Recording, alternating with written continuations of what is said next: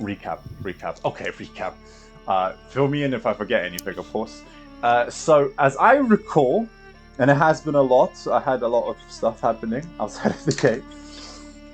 The party ended up heading north towards the last known location of Lord Morden Kanan, and he transformed in a stag, and you were crossing the Lake Zarovich. But before then, you went and collected the blade of the Sun Sword. You went and dealt with the dirty, collapsed road. I remember you made your way down into the swamps, looted the swamps, made your way back up north. You recovered some of your wounds, visited some more places linking to the burial sites, created a master plan of potentially possessing the deer and the stag. You ran into some marionettes. Those marionettes possessed many of you.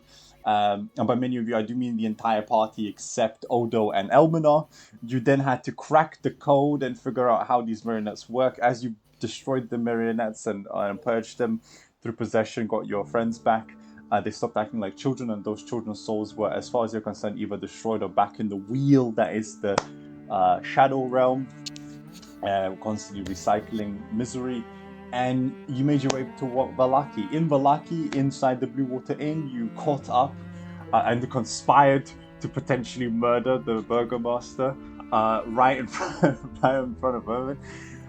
Yes, he might be a Martikov, but even he was flabbergasted. Got some rations, got your gear, and you set out north. And that's where we kind of left on a little cliffhanger with a bright light heading rapidly towards your boat, Elminar, across the Lake of Zarovich here. And as it closed in on you, I described it as a familiar sight as the ocean turned black around you. And as the boat slightly slowed down in this moment, you all kind of sailing across. Actually, it wasn't the avalanche. You are pleasantly going to be surprised to know there is just some jellyfish bobbing under the lake here beneath your rowboats. The stress immediately vanishing from you, and you can stop pulling out your hair as you can relax just for a second. And you continue rowing. So when is the Eldritch monster gonna come out and fucking chew me out? Calm these things, relax, man. Don't worry, it's not gonna happen. It's not gonna happen. As you row your two rowboats that you hired out for the day across this lake, to your right and your left, there is this vast expanse. This is the most, it is the largest pool of water in the whole of the valley. In some ways, it reminds me of your dragon lakes just outside of your homeland, Elminar. For Thornblade, you of course treat this almost as the largest ocean if there was ever an ocean. You've never even seen such a thing. I don't know what an ocean is. People describe these oceans and seas, but as far as you're concerned, the largest pool of water, you are amongst it. Last you swam here and done some fishing, Thornblade and Odo, you would remember that this place maybe goes about 50 feet deep. And is around 400 feet wide. It is a very large pool of water with bubbling lake, but named after, of course, the von Zarovich family. Sailing across, even now in the far distance, because you all have very high passive perception, you can see the semi-frozen tundra of the outskirts of the valley. The northern hedges of it always are covered in a permafrost. There is a chill to your bones, Thornblade. You can see the burnt, scorched, orange-like grass that can never truly hew into the early springs that you might find somewhere in Siberia. Instead, it is stuck in an eternal winter with no soil, maybe past, I would say, the early flecks, almost like rotting skin. And as you continue sailing across, eventually you disembark. There is a pebbled, great coastline, no sand to be seen. The cliffs are maybe 10 foot tall above you. The wind howls, and Thornblade, as you jump off, your immediate footsteps sink maybe half a centimeter into the ground, as you realize that even here, the territory is still sludge covered.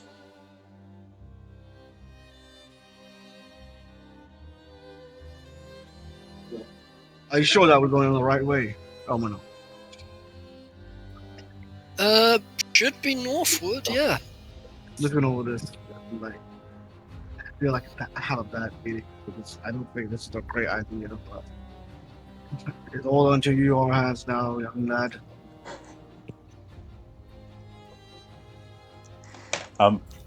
Now, Don't worry about it. My sense of direction is flawless.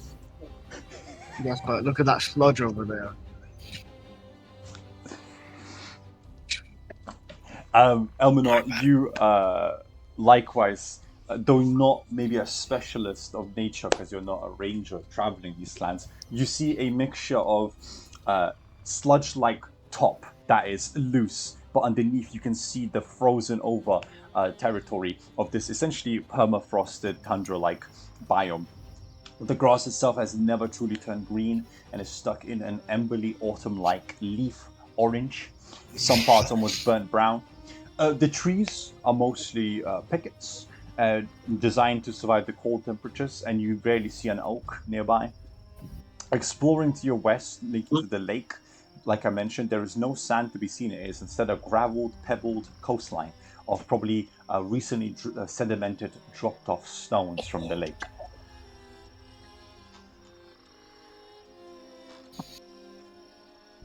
We're on the bank now, yeah?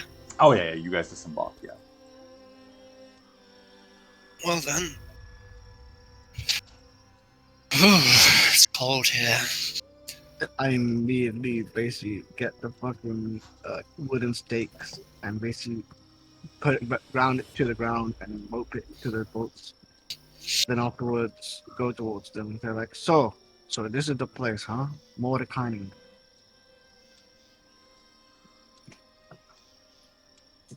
Supposedly, potentially. All I see is just woods. Yep, we need to find him in here. Ah, El Chicos, right. how are we planning to locate this white stag? It's a very good question, actually. Right. If this person is so powerful, that means that they have to have something sticking out. Look at Strahd. His castles were sticking out like a sore thumb in the skies. That we agree with. A thumb that needs to be knocked back down into the mountain, if you ask me. But guys, Mount Baratov, I don't know this territory well at all, El Chicos, but what I understand is that this place is vast, right? It will stretch probably from, what, Baratov's lake all the way to Arasnu? That's 3 days on road?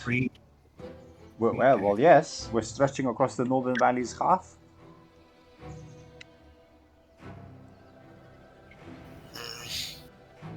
Then that means we must make haste and we have to stay in one group. Agreed. If it's that vast, then we don't want to have the same thing that happened in Baba the Sagas. So meaning that we should really go together. Who's going to be in front? Who's going to be in back? I will walk in the back with Muro, if that is okay with you all. Who wants to lead us? I get the feeling a Snow White Stag should stand out here. I'm going to be. Magical one. If we to be in the front, you need to have the one person looks at the other one that knows the way and the track. Right behind him should be the tank. I mean, yeah, I could go up ahead. Right. Muro kind of runs up to you, Thornblade. I don't know about you, chappie, but last I checked, we need some tracks. That, or we need to find a herding place quickly. Stream of water, fresh grass. Agreed. Shouldn't be too hard to find. Not at all. On the far east bank, we should find River Ivlis. I can't tell you the rough distance, but probably in the next few hours. Farewell. Just look down at the map. Yeah, of course, my apologies.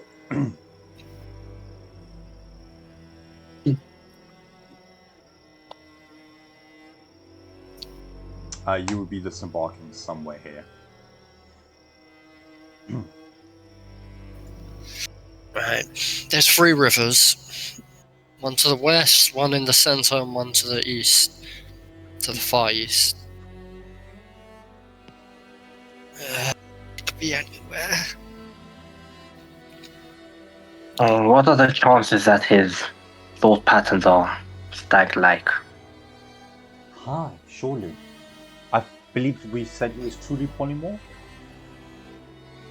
Yeah. If he was polymorphed, then yeah, he would be thinking like a stag, but if he was simply changed shape, then he would be thinking like himself in the body of a stag. So a mad stag. Nevertheless, the werewolves mentioned that they were struggling to even keep track of this white stag earlier. That's not. That means that Clearly, it he's must not. be going against the senses. Whatever goes against the senses of a beast, it means that it's magical. If the white stag truly is able to go against its predators, wouldn't it mean that it must have some sort of like magical teleportation or Anything's even possible. just prestidigitation? Everything's possible, as she said, but with more than Kanan, even more so. What did you wish to say, John? Sorry for cutting you off earlier. It's unlikely that he's just a normal stag. A normal stag would have been killed by a pack of werebeasts by now. Very true. Indeed. However, if he is maddened, but honing himself only to a certain area, if he's been here when he has the capability to traverse the land, it also does narrow down our search. It does. Though, I fear by how much exactly. I'm going to lift my staff and slam it on the ground and summon my familiar as an action. Last time you kept it as a cat. Shit. Yeah, you changed it to a cat last session. Just a friendly reminder. Yes. So you don't actually have your Yeah, the magpie. bird. You don't have the magpie this time.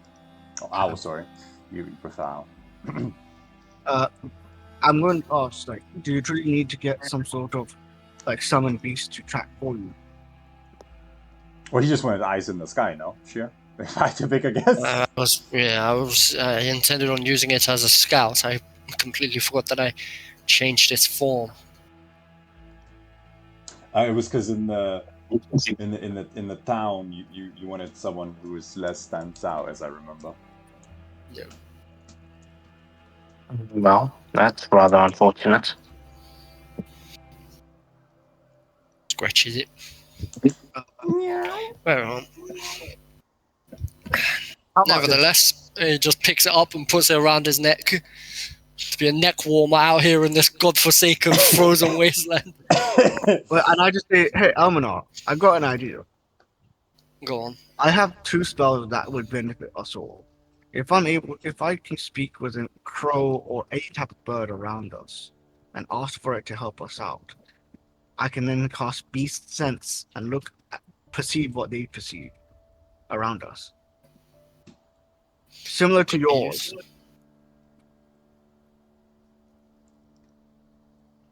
Could be useful, but we need to find a bird that's willing to help us.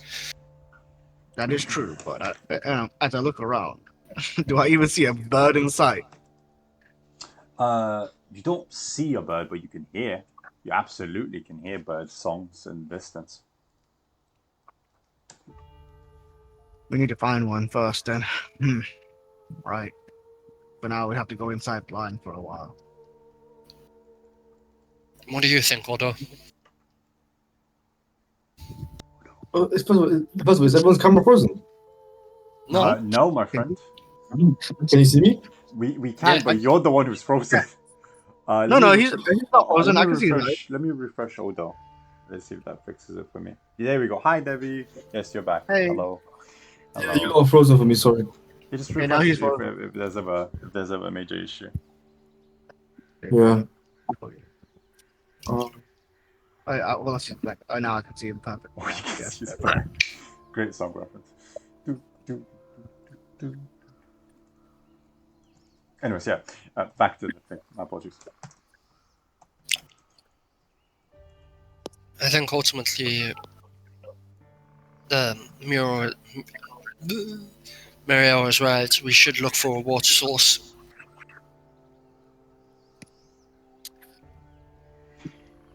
Okay. Yes. Um. For a walk the entire time. Do you think a magical stag would need water? It's very possible. Yes, almost certainly. The stag itself isn't magical. It was a powerful wizard that got transformed, though. Again, you would know better than me, Elminar. I'm just a ranger, but if you get physically transformed into a stag by magic, do you take the stag's nature upon yourself? Do you think and behave like an animal? As I said, it depends on the spell that was used. From what was spoken, though, if it was a polymorph spell, whether true polymorph or lesser, then yes, you would be taking on the complete aspect of a stag, including the mental faculties of one. Not optimal, then. No, not at all. Not to mention, if rumors of his madness are true, he might be more amicable as a stag than he is as a man. Mhm. Amicable. We walk.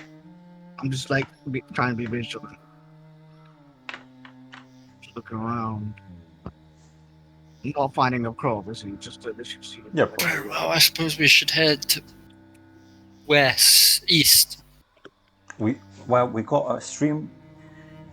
Moro kind of looks at the map with you. We have the 3 rivers. Which one do you fancy going to?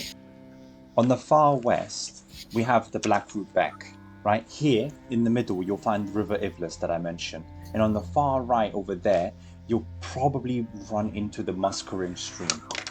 It's usually good for truffles. Can we do a survival check? Of course you can. Of course, you say.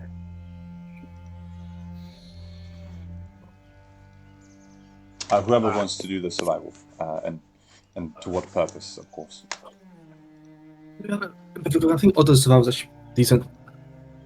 Your sister will give you advantage, obviously. And I will give guidance. I can get myself guidance. Just take it. It's fine. I'll take it. Guidance is guidance. Yeah.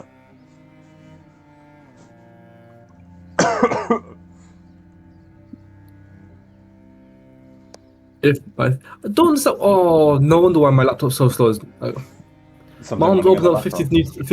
Yeah, my mom's opened 50 new tabs on my MacBook. Take your time, Brandy. Take your time. It's all good. Why does she do this? I can't. I need to get her like a cheap Chromebook or something, bro. It's like £200. You got this.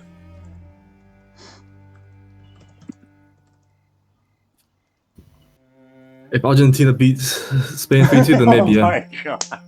I knew where this was going. This man's bet is still ringing in his head. You put down money. Oh, it's £240. Okay, my survival is 5. That's actually solid. I think that's actually as high as the Ranger, which is shocking. Yeah, well, mine's a 6. Mine's 18, and then roll a d4.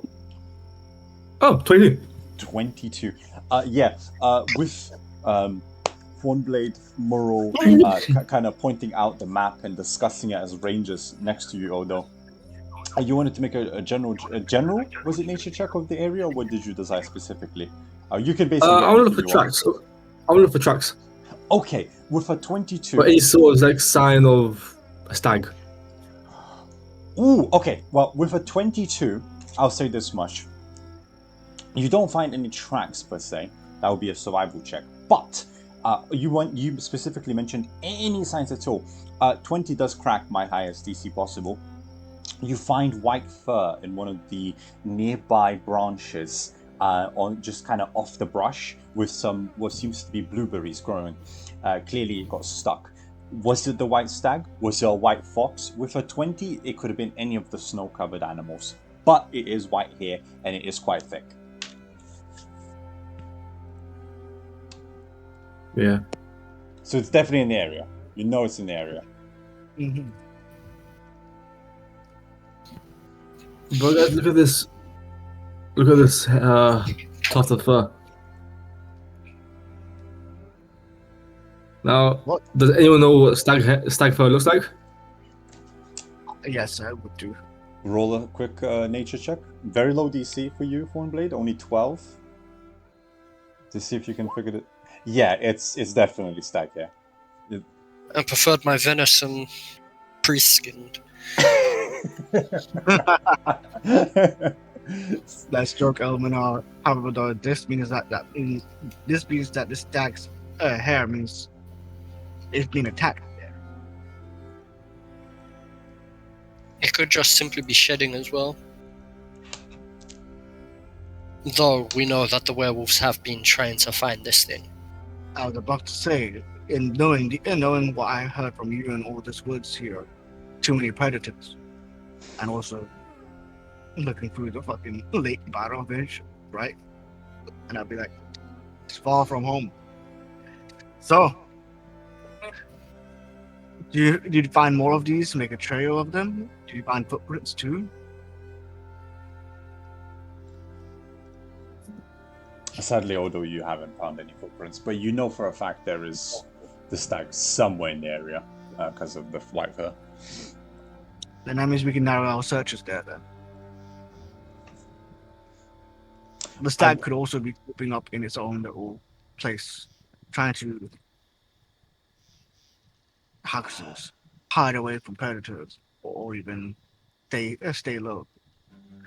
So it's going to be a bit more difficult. But learn the fur of the stag's fur is white, isn't it? As far as you're That's what concerned, Yes. Yes. And it's Can I- snowy here, right? I Can I was saying just- the first part. I didn't hear the first part of your question. It's snowy here, right? Like No, there's, it is like I said, a burnt autumny, It's muddy. like muddy, but the grass itself is like a Siberian burnt spring, orangey kind of brown. It has never been able to fall because summer doesn't really come. You're stuck in time. Yeah, that means it's gonna be hard because the stag's not gonna be having a bath 24/7. I will say, because you're a ranger of Barovia, you know the more north you'll go, it will get snowy because it's the mountain. Yeah. You can even see it here. The peak of Mount Baratov is just past the mist in the outskirts. Indeed.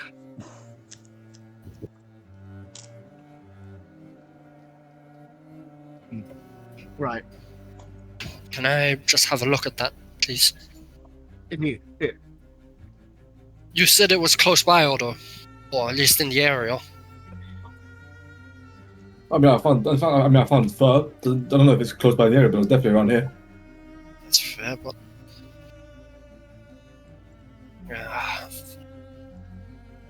Mistress Horse. Worth the try, I guess. And using the fur, holding the fur, I'm gonna cast locate creature. What's the range on that? 100? 1,000 feet. $1,000. No. 1,000. You get a almost like a Witcher sense. A blue flame kind of erupts through the floor, leading in a northern west direction. You sense this maybe 800 feet away. That way, 800 feet.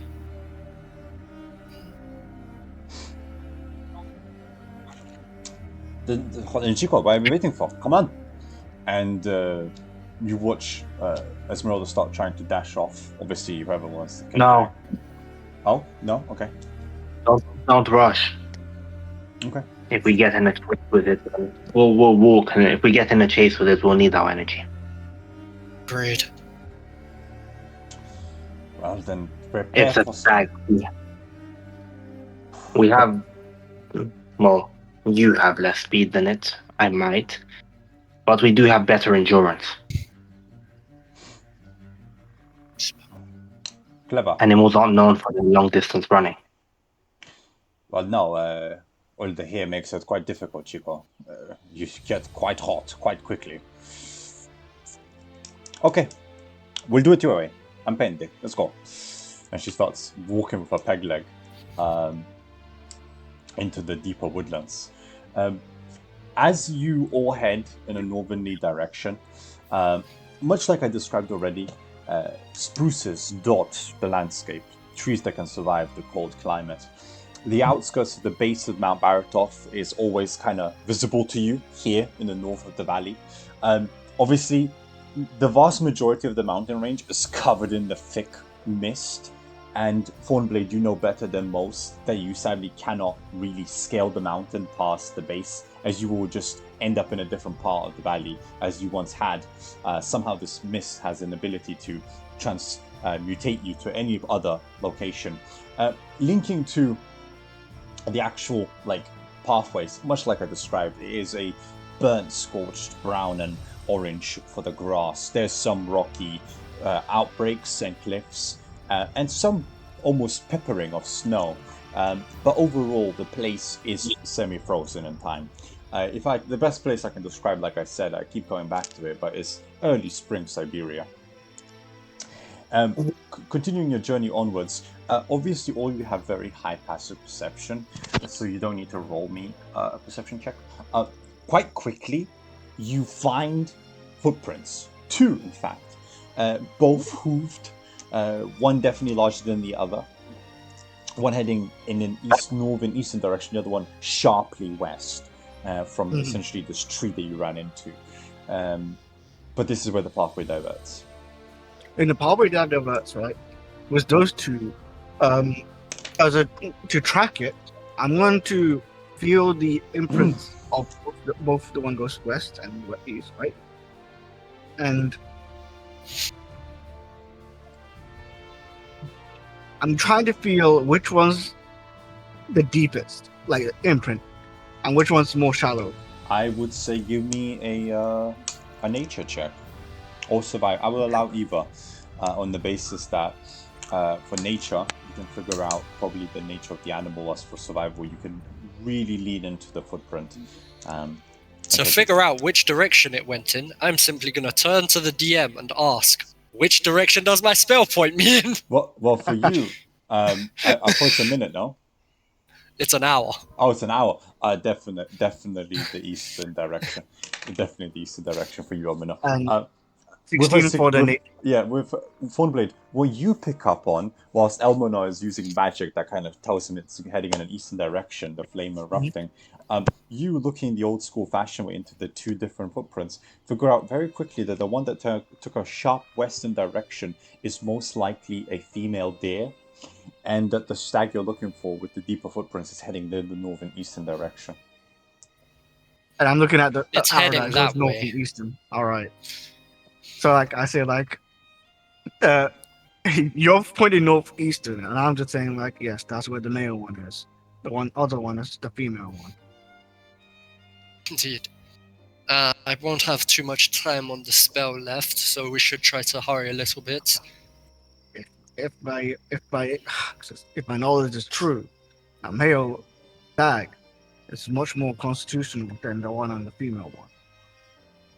Meaning, it will take a lot more hits. Likely, though I do not intend on hitting it. I simply intend on dispelling whatever magic was placed upon it. Spore. And if it's capable of casting magic still? And then we have an even bigger problem than fighting it. All right, well, we have to track it down and ambush it. Okay. Let's go. You with Murrow, Thornblade lead the party following the footprints. John not far behind, using the speed of the land. making good time. You spend maybe another hour or two heading eastward before the spell wears off. Following these quite fresh footprints, you can tell that you're picking up pace on it. I would say, especially anyone above 20 passive perception, you might have even seen in the far distance what seemed to have been a white speck kind of appear and vanish, maybe 300-400 feet away. But There. as promised, as you continue ever eastward, eventually you do reach River Iblis, as promised by Moro. This semi-frozen river that flows from Mount Baratov. You don't find any wildlife where you approach per se, but up the stream you can see some boars drinking water, and maybe even a small fox, a white one, just at the base by the lake itself. They seem to treat this as a refreshment location. There's also a putrid smell of feces in the air, as many, of course, defecate in the area as well. Indeed, yeah. Past that, however, the tracks finish here in the river, Thornblade, as you reach the edge of it.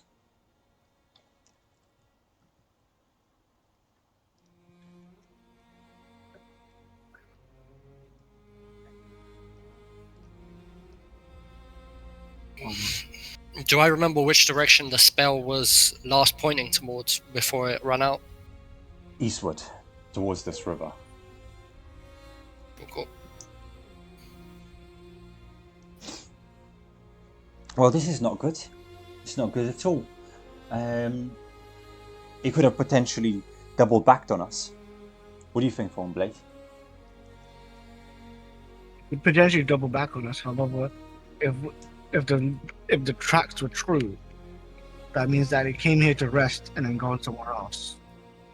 And we can't see any more tracks around here, meaning that it could have went and walked through the river itself. Could have. How deep is this river? And you watch Boro kind of immediately dip up to her waist. It's not.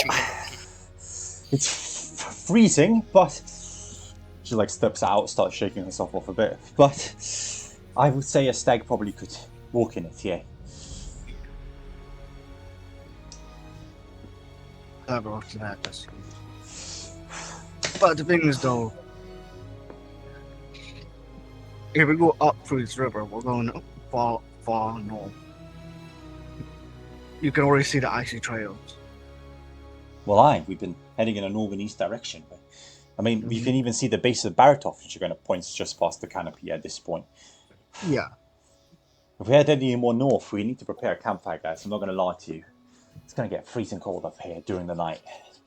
I have the possessions to do so for the night. Good. Good. I'll prepare. I'll make sure to prepare the campfire immediately upon request. So what do we do? The track dies here. My call as a huntress is that he probably walked up or down the river. Either way, his tracks are going to be somewhere down the base.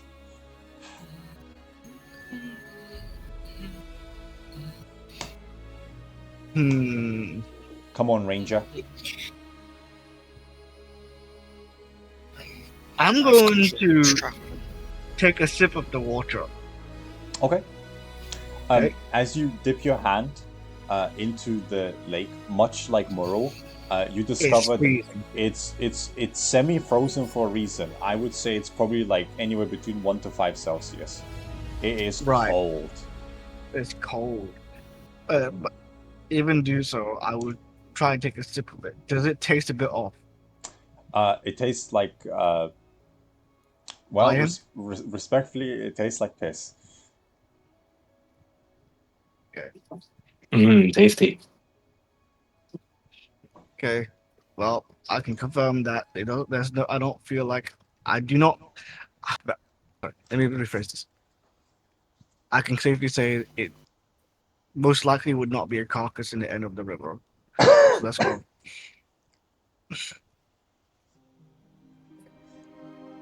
Ironically, when you touched the river, it was just a little warm patch in the river that was just flowing down.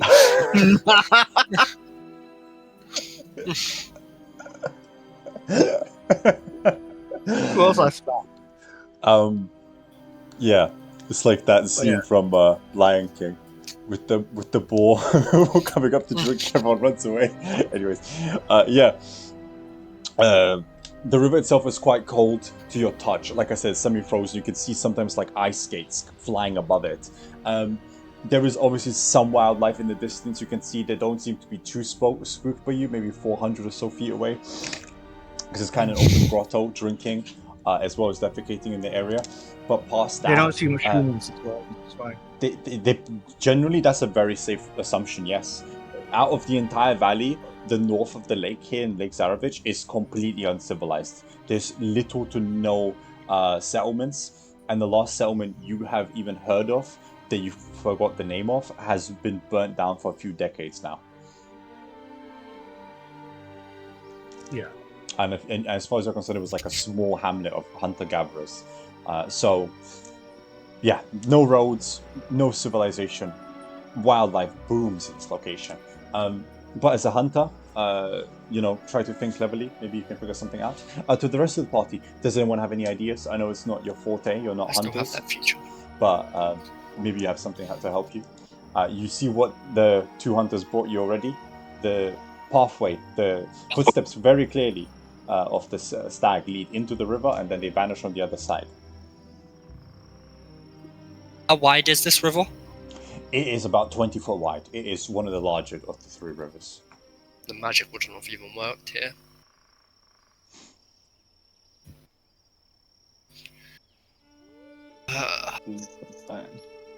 Do I remember where I saw that speck of white that you mentioned? It was when you mentioned characters with 20 perception. It was on the southern. It was on the southern-eastern half, maybe 400 to 500 feet away. Quick white dot that kind of vanished in the distance. It headed south.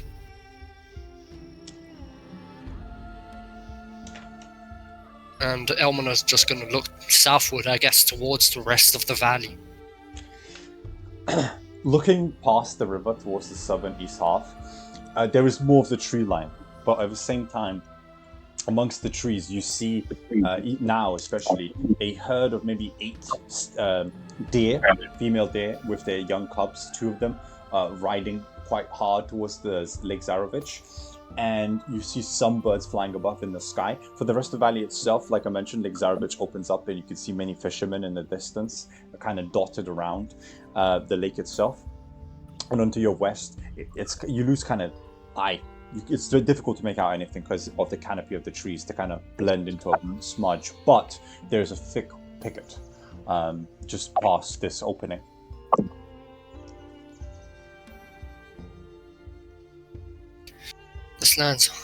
This land holds such beauty, yet in its shadows it bears such tragedy.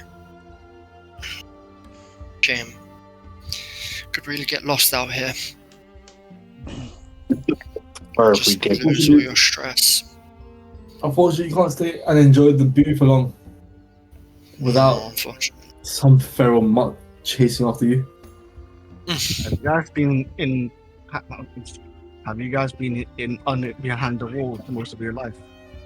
I have not been from anything but danger my entire life. But yes, Elmina, you speak true. Same for Odo. If I could, I would enjoy a campfire with some fish with the rest of you here. Yeah. But I fear that we're going to be mauled this night if we do not move. Agreed. Southward is his, I suppose. How am I supposed to cross this river? With a peg leg? Thornblade.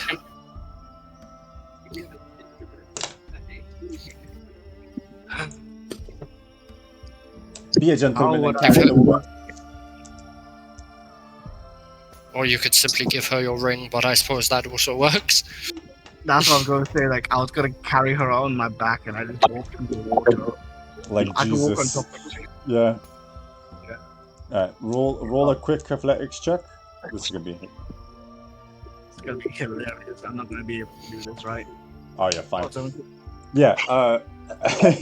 You watch 4 Thornblade have Esmeralda piggy bank off on him, kind of jumps on his back as he, like Jesus, walks over the top of the river with his water ring of walking. Oh, for fuck's sake! Oh, for fuck's sake! Yeah. Cannon? No, I'm not attacking him. I'm not attacking him. Okay. He's making the fucking river frozen. I was gonna say, are we really doing this, Cannon? Are we gonna? No. You don't understand. I'm literally on the other side of the river. I've dropped off Esmeralda. I look at Elmanor right on the fucking eyes, right? As he just casts Ray of Frost just to make a fucking bridge, ice bridge. And I'm just staring at him with the feet like. As Elmanor walks by, he's just gonna say, "Did you spend your entire life out here in the wilds, not learning anything?"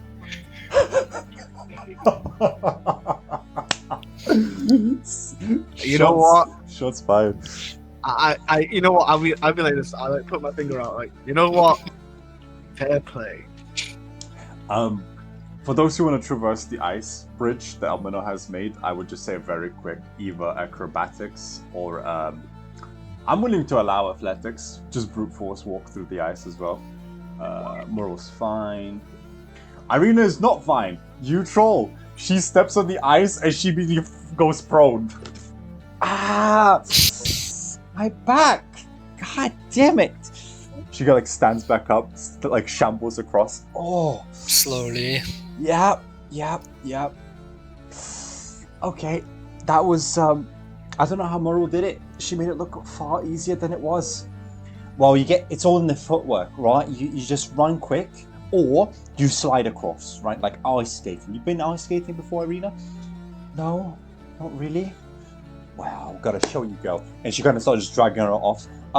Odo and John, acrobatics or athletics, DC 12. Oh, acrobatics, athletics, alright. I'm not athletics, what the fuck? Guidance as well. That was going to be hard for me to fail. You're both fine. For a second there, like, the ice does slightly shake. But eventually you both cross this ice bridge made by Elmanor, and you watch it kind of start disintegrating behind you into smaller chunks as the 20-foot wide river, constantly flowing with its water, starts dragging the plates forward. On the other side of the river, you find more footprints, because of your high passive perception, about 80 foot south. You assume...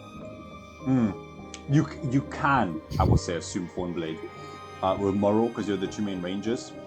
The stag went into the river, slightly with the river flowed south, just to throw people off its track, and then disembarked again and continued eastward.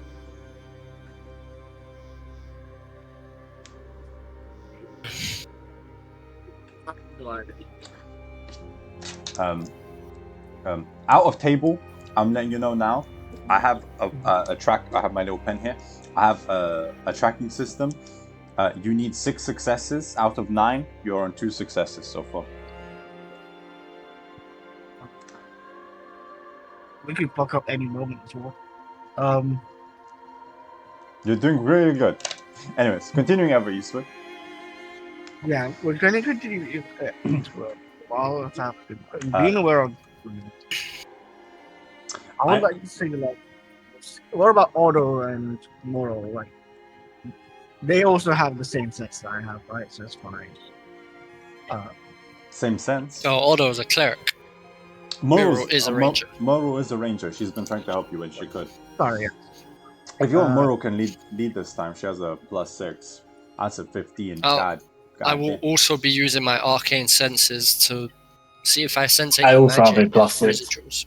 Oh, nice. +5. Is that not 20? Oh my god. Me and Moral just saying, like, no, it's this not. way. No, this way. No, this way. And then John's like, no, it's that way. Yeah, he just walks past both the two rangers arguing. Thornblade, you and Murrow, kind of with a 14 and an 8, are arguing about which direction the footprints really lead. And eventually John just walks past the two of you. John, you kind of lean down a bit, and amongst the various tracks of a small fox, or there could be some rabbits, you find like thick, deep hooves, maybe 2 centimeters into the ground, and you're like, it's clearly this way. And you can go that way, or we can find him. He's this way. You kind of take on the lead in a surprising twist of fate as the non-ranger. But quite As Elmona walks past Stormblade and Muro, he's gonna say, "This is why we weren't able to escape the witch the first time." Excuse you?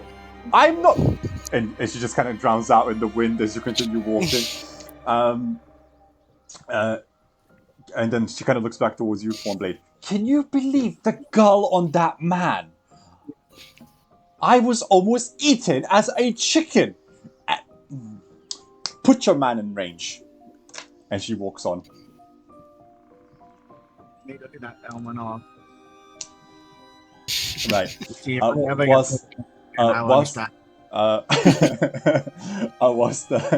whilst you're catching up with John, eventually John, actually before I continue, Clevy, for John, because you said you're a hunter and you do a lot of work for, well, you used to do a lot of work for the Deep Mantle family. How would you say you have ever had to hunt for them? Definitely not. Okay. John was very much just experimental, and once he was perfected, just sent out to go and look for. Okay, that's fine. You lead the party with great confidence in a southern-eastern direction. The tracks kind of slowly start disemerging into a singular path of just clearly the stag.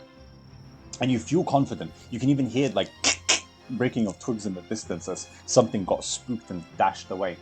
And as you continue ever inward, eventually you reach... You actually don't know a word to describe it.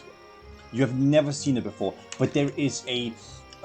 maybe, if I had to describe it to you, a 30-foot wide circle of a plethora of footprints in all directions. And from there, it kind of breaks out into maybe another, I would say, 12 or so paths. In, again, a compass-like direction. Quite quickly, Muro and Thornblade catch up behind you. And Thornblade, you and Muro share a shocked expression that John, you notice on their faces. Thornblade, it is a hunter's worst nightmare. It is a spoor. Thornblade's AFK. Hello, welcome back. It is a spoor, a collection of footprints used by animals to throw off hunters. Muro kind of starts to shake her head for a second. This is gonna take a while. Wizard man, do that little trick again. Otherwise, we're gonna spend at least an hour trying to figure out which track is which. What trick? Well, I saw. Can I take?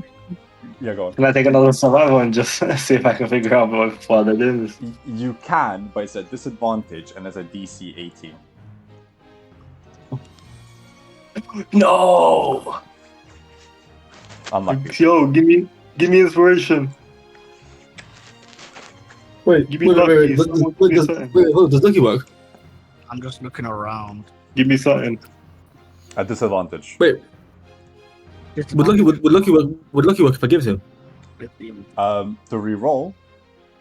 Yes, it's an ability check. Yeah, you can reroll. Yeah. Lucky, go ahead. Oh my god! Oh my god! John is on fire. Let's go, John. Okay. Don't waste your Little spell slot. trick. Um, It's too bad, anyways. I couldn't if I wanted to. That little trick, as you put it, happens to be one of my more powerful spells. Don't waste your spell slot. And I'm gonna just walk around in the circle and go. It's that way. There's no way you immediately picked up which one it is, John. Animals love things like a spooch. They come here, they throw us off, and then she walks up to your footprints. My god, he found it. Well, like I said, I'm as powerful as summons would ever get. And don't forget, I found Elizabeta long before she ever found out I was following her. I don't know how you did it, John. I would have probably spent at least an hour unpicking the footprints, but fair enough. Lead the way. I might learn something from you. Have you considered being a ranger? No, that's cowardly. Fair enough. Right, I'll be right behind you. Come on, catch up. And John, you lead the way. Very quickly, making out from the spooch in an, again, eastern direction, ever pushing you forward. Eventually, you reach the base of Mount Baratov. It seems to have kind of wiggled its way like a coiled snake in an eastern-north direction towards the end. And the burnt orange grass that you've seen quickly gets replaced by the thick, frozen, muddy ground of lime and clay, with breaking off almost like thorns of black stones that you would associate usually with volcanic activity, but there's no volcanoes in the valley to be seen. Past that, the snow-tipped frozen wasteland of the north is visible to you here, and in amongst the trees, you kind of watch them get replaced quite quickly by young trees, obviously from the dying of the what you assume avalanches usually come down. The pathway, however, leads now in a northern kind of fox trail, if you like, winding up the northern east path off the beaten road, if there would be a road here, you assume. It looks treacherous because of your very high perception and nature check from earlier. It does look treacherous. The ground looks loose if you do want to climb and follow the stag, but you can even now see it kind of dotting forward across the mountain. And can I get an advantageous? I will give you an advantageous perception check, John, because you have see those 2 survival checks. Yeah, you do them. Oh, nat 20! Let's go! Wow. Yeah. Okay. With that nat 20, you see something that looks so unnatural. This stag that probably weighs, you assume, over 200 kilograms easily, is like a mountain goat, scaling the side of this quite high cliff side of a mountain, almost diagonally. And the reason why is because you're watching ground appear wherever it lands and disappear as he continues like a frog, jumping ever forwards. Elmina, Greetings. identify that spell, please. And I'm going to point if you look carefully along the mountainside. Because he pointed out to you, you watch the white stag, like a frog, leaping on the side of this mountain, and ground just appears and disintegrates behind it as it continues.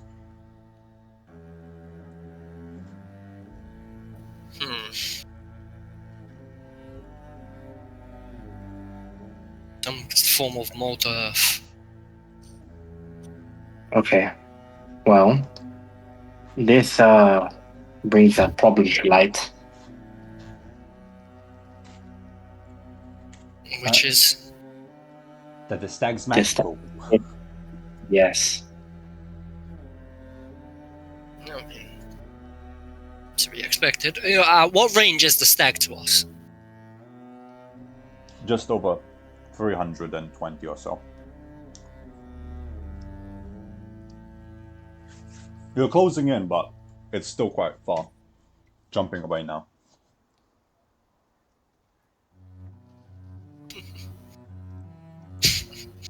And it's climbing the mountain to the northward. In a northern direction, yeah.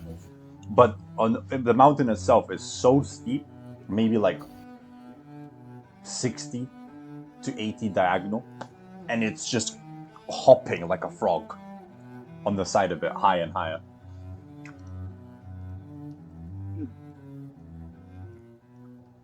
Of course, it wouldn't be that easy.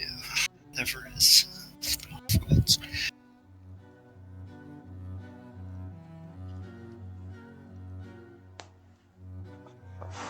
If it keeps heading northward, it's gonna end up in the mists again.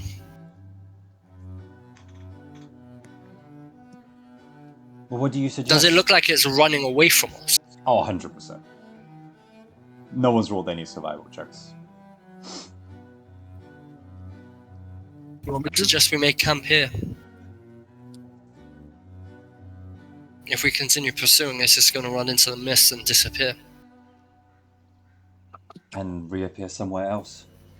Of course. Indeed. And then we don't even know where it's going to be. At least we know it's roughly in this area for now. Do we know what deer like to eat? Berries, right?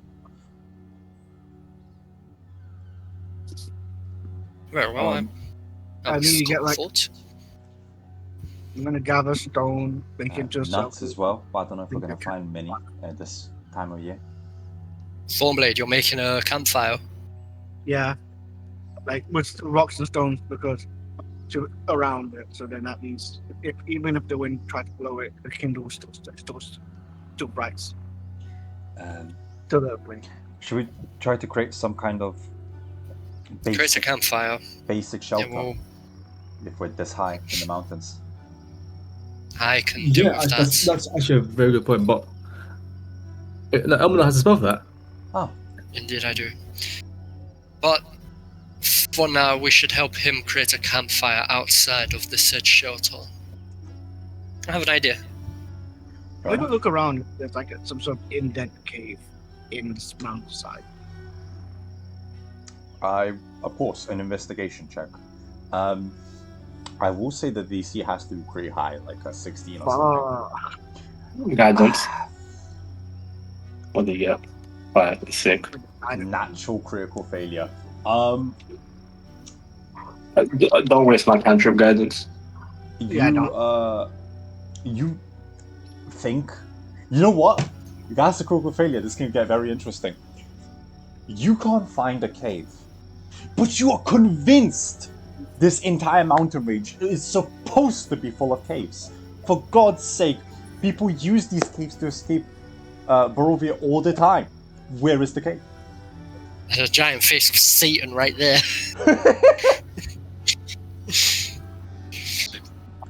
Like, there is no way that there is no caves in a mountain. I have never seen that before. There's always a little indent or little little place that somebody can like shelter a bit, but not like the entire mountain is so smooth. What? Acid, cold, fire, force. Okay, good. I am going. It's completely fine. Thornblade, don't worry about it. I'll create a large enough area for us to habitat. Okay. And I'm going to use Flaming Sphere, my 2nd level spell. How to burn off the ground. I'm going to change its damage from fire to force, so I don't cause a fucking forest fire. To push it apart. And I'm going to essentially use it to create like a circle, an opening. A small, yes, a small overhang. Okay, yeah. You talk about how you talk about how this mountain, which is ragged and cliffy, is so smooth and it doesn't make any sense. And in that moment, Thornblade, like in JoJo, you just turn to your right and you watch the sphere just carve out an overhang for you, creating a natural shelter. I assume like 10-15 foot deep, Elmina. And I'd be like, yeah, for us, yeah. And outside of it, I'm gonna create a little open area as well for a campfire. Fair.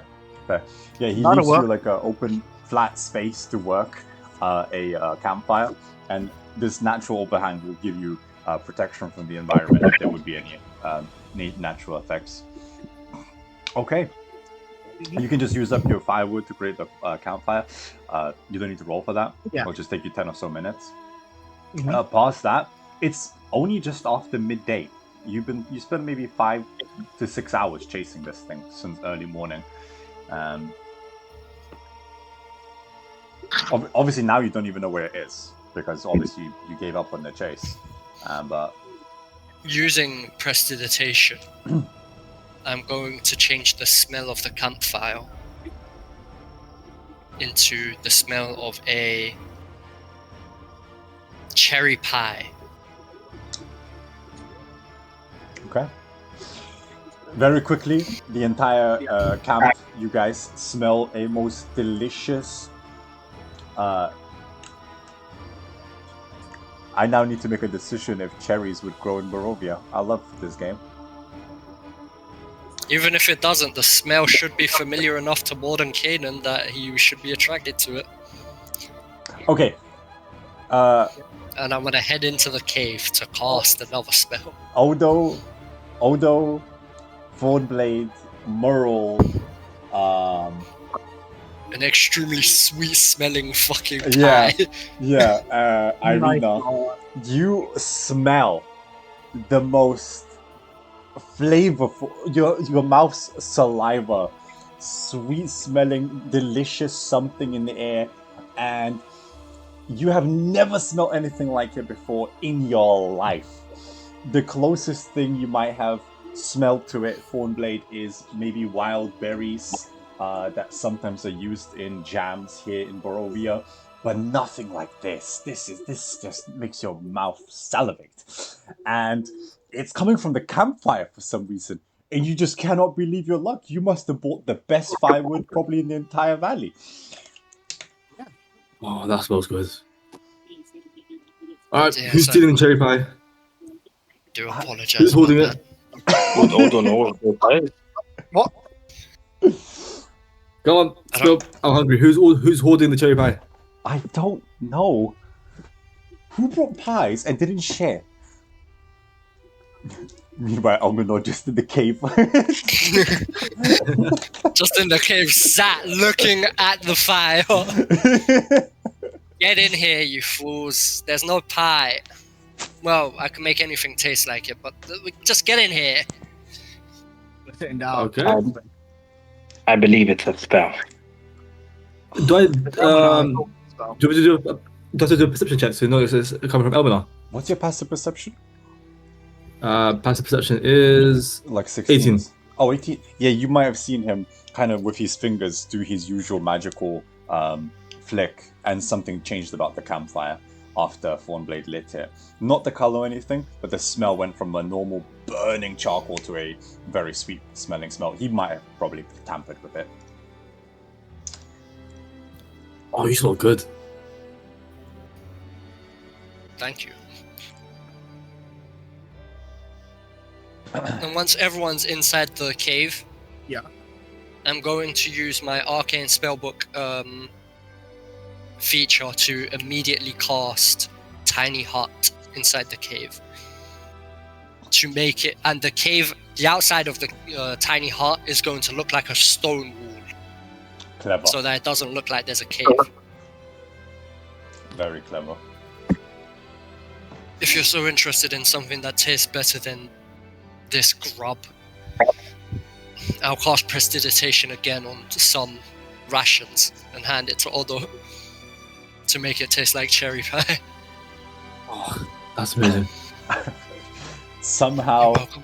your dry sailor tack salted biscuit is the most delicious cherry pie melting taste in your mouth, Odo, that you haven't tasted since Mum was cooking, and that's been at least a few years. Same for you, Thornblade, usually surviving on nuts and berries you find in the wild. Your sweet jerky now tastes like a almost crunchy pastry, and you can enjoy this moment of peace in your life as you wait for the stag to return. Obviously, it's like I mentioned after midday, so I just wanted to double check. The party will enjoy their meal probably until the stag shows, I assume, something like that, right? We can relax in the meantime. Absolutely. Try to Yeah. wash away some of the stress, so to speak, of this godforsaken land. It isn't a bad idea.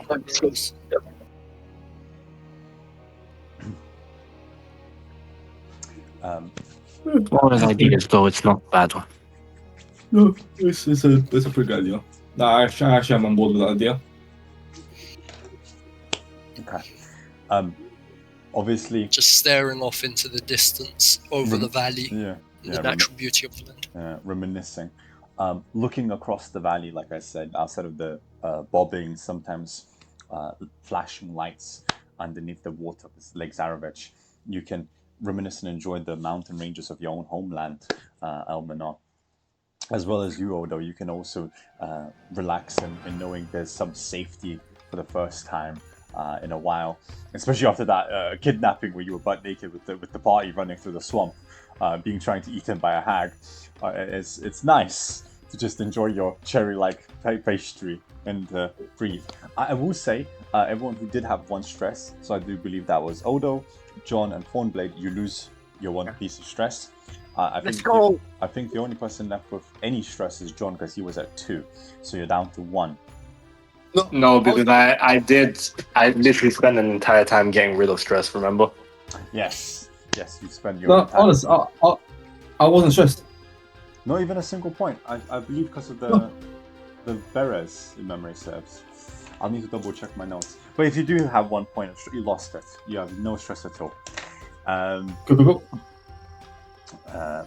I believe then, if that's the case, everyone would be at 0 stress at the moment. So that's good. You shouldn't be stressed. You dealt with the biggest stress-dealing situation possible, which was the hag trying to murder everyone. Right. After a few hours of reminiscing, enjoying your pastries, drinking, having a laugh, sharing some stories, Irina kind of getting a back massage from Moral after almost breaking her back on the ice. Eventually, you hear a faint cracking of twigs in the distance, and there is that constant smell coming out of the cave, and you see it.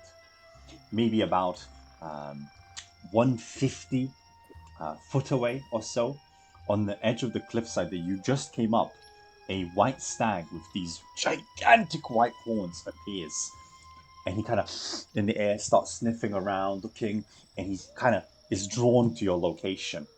But at the same time, he hears the crackling and burning of your fire, and he kind of steps back, refusing to come any closer as flames continue burning. Murrow quickly picks up the stone and just kind of kicks it, and like smothers the flames, and you hear like a as almost a black pungent smoke erupts into your little hut, and then the stag starts coming a bit closer. 140, 130, 20, 10, 100. And in that moment, Sir Godfrey just kind of nice pulls out his bow. Sir Godfrey kind of starts coming out of Odo's back, materializing as a spectre, and starts floating slowly forward towards the edge of the cave. He looks back, and he looks to you, Elminor. Do you have anything that could help me possess it? Possess it? No, you might not want to go into its mind, quite frankly. I have something else, though. I could command it. Everything we can throw at it, this would be the time. And he command spell, unfortunately, I don't know if it affects beasts. And I'm gonna reach into my backpack and pull out a ration of like biscuits. Wait, I have an idea. Thick cut biscuits. Yes, Odo. I can just dispel magic. Let it get a little closer. Should the spell fail, we will just run away. I also intend on doing the same. Okay, well then, I can banish it. I'm just double checking. And send it away. The very thing we don't want to happen. Okay. Right. It appears near it, and I'll cast Prestidigitation on some of the biscuits that I'm carrying. To make them smell like berries, I assume? Yeah.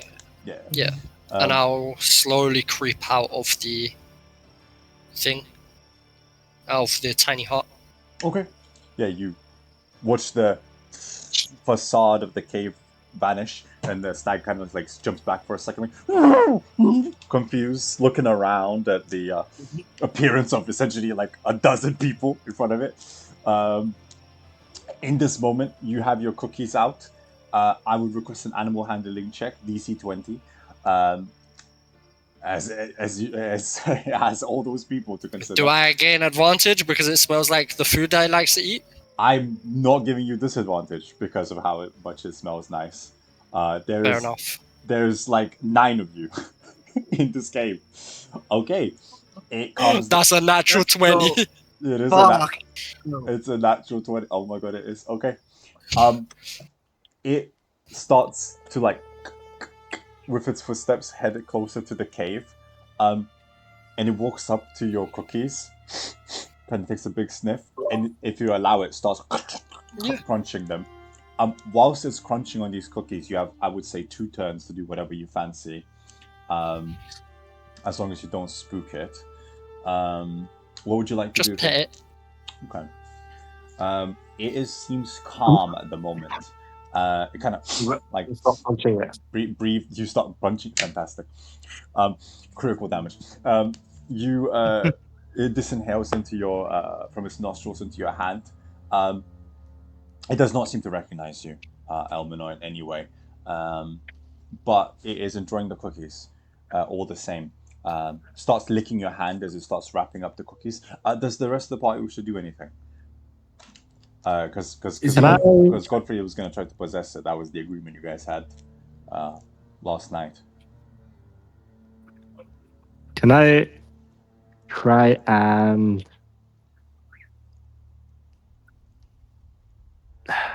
let me use If it's offensive, don't.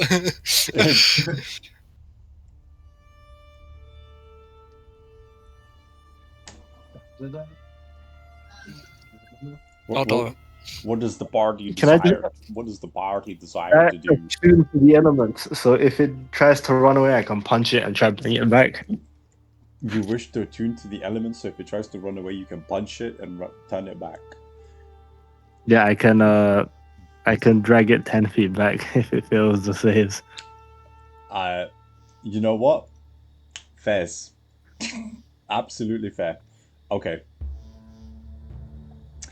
Actually, you know what? Now I'm not wasting my key points for this. Screw you lot. Although, just in case, can you prepare that spell you mentioned? The spell, should my one fail? Yeah, I can absolutely prepare it. And then the absolute worst case scenario, Sir Godfrey, for the third attempt, will just try to possess it. And when that's happening, I'm going to try to cast Dispel Magic on the polymorph. If, through my arcane sights, I see this is a magical creature. It is absolutely radiating aura. Magical aura all around it. Quite powerful transmutation magic. You assume on the higher echelon.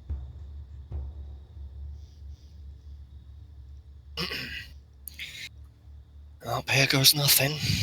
And I'm going to cast Dispel Magic. DC 19. Yep. Where is it? There it is. You got this, gamer. You got this. Okay, DC 19, so I need to roll a 9 or above. Well, I mean, it's a level 9 true polymorph. You got this. I believe in you. 10, 20. Okay. Oh, okay. Okay. I cast counterspell. What are you doing? No way. Imagine the scenes. Imagine the scenes. I would die of laughter. Okay. Fair.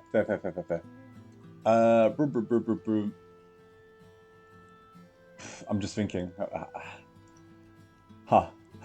Okay. You pet it across the head, and as you do, you cast the spell magic, and it resists you so strongly. Your entire hand for a second pulsates in pain.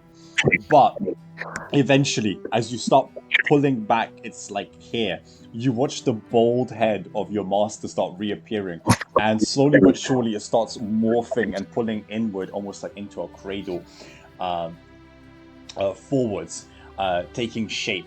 And as that takes place, eventually it kind of turns into a cubbed up, bald, kind of wet paint across its forehead, two gentlemen, and his cloak starts reappearing around him as he stands up and starts looking around, darting his eyes, confused, bewildered, and doesn't speak just yet. He kind of eyes you up, sees you specifically.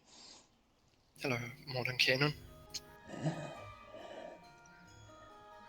Do I know you? To a degree. I'm Elminster's grandson. Elminar! Yes. This cannot be. No. Yes, unfortunately, yes. No. You are mistaken. I am Elminster, the greatest time-traveling, traversing universal wizard of our time. And I've been transformed into a stag. You mean Mordenkainen, not Elminster? Mordenkainen, my sincerest apologies. That's right. Strahd, according to the stories, did it to you. I do not remember That's this. why you did it to yourself. I do not remember this. This is lies, fake news, absolute made-up nonsense. Impossible. I am Mordenkainen. The So you're only the- person... Yes, the one and true and only. Grasp in my glory. You'll not see me another time. Elminar's gonna reach into his backpack slowly and pull out a water skin. Oh, There's only a little bit of this left, but I assume you... delicious water. It I is give him the water blessed skin with my water. piss. Oh, nice. So No. he loses points of exhaustion. Fantastic. Yeah, I was gonna say he had 2 points of exhaustion from having to run away constantly. Yeah, you. Oh, sorry, I didn't change the camera. He quickly chugs it down, puts it to the side. Oh, this is refreshing. This is fantastic. I feel rejuvenated. Wonderful. Do you have my Arcana focus by chance? No. Yes. Unfortunately, no. So Strahd still has my book. This is horrendous. Unfortunately, yes. I'm almost naked without it. This is not ideal. I have a couple of spellbooks on, a spellbook on me and a few other people's books. I can make it work. I just need a foci. I give him the Tome of Strahd. No, You imagine the scenes. I'll reach into my backpack again and I'll pull out an empty notebook. He takes it. It'll take me a few hours to transcribe all my spells, but I shall have it back. You have done me a great service, Elminor. Send my regards to your grandfather when you see him. Tell you what. At that. What have I missed now? I don't know how long exactly you've been a stag, Master Mordenkainen, but until Strahd has been dealt with, I cannot see my grandfather. This land has seemingly bound us here. We are in the Shadowfell. Yeah. In a domain dread, or dread domain to be precise. Grim. Disappointing. But acceptable. Good, exciting times to be had. Right. He closes the book. Let me try something. Of course. He takes a deep breath. You watch him pull out a wand from somewhere, spins in a gigantic circle, into the Finte! Shoots it forward, and it fizzles out. Well, that's surprising. I tried to cast a spell to teleport us back to where we came. Bugger. I tried to commune with Mistra earlier, yesterday. The spell fizzled out and disappeared beneath me, unfortunately. I see. So, we're in Shadowfell, but not truly in the Shadowfell, or there's something else blocking the way. Indeed. I've been looking everywhere for you, though. Well, everywhere we've went so far. What of the Raven Queen? Have you not struck a bargain with her? Her influence is not felt within this realm. Death seems to have no grasp here in general. Neither Kellamvor or the Raven Queen. How about the Curve Shah? I would dare not. But she is contactable. It's possible this is the Shadowfell. It is her realm, ultimately, even if it is a pocket realm within her realm. Fascinating. Pocket realm within a pocket realm. Tell me more. It's a dread domain. It's a sub... Well, from your writings from earlier, I just look at him. How much of this looks familiar to him? He doesn't look at you blankly. He does look like a child with an insane amount of curiosity, trying to take it all in. According to your writings from earlier, the domains of dreads are sub-dimensions or sub-realms within greater realms, within the greater realm of the Shadowfell. I'm gonna cut off Elmina and go, isn't this supposed to be the Great Mage? How are you educating him? Forgive me, young Herringon. I have been a stag for a very, very long time, and I'm trying to catch up on the details. So, we are within the realm of You did domain. say that you are almost naked without your book. It makes sense. We're in a dread domain of the Dark Lords. Who's the cursed lord we fight? Strahd. Strahd. According to Exantha's writings. Fascinating. Does Exantha live? It's possible, though I have not confirmed. He is supposedly, or last heard of, going to a place known as the Amber Temple within the Gakis Mountains.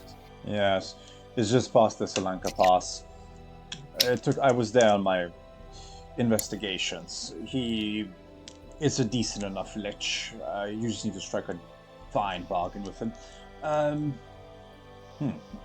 I see. Right. So he has no common age. Well, he's not unreasonable. We all desire longevity.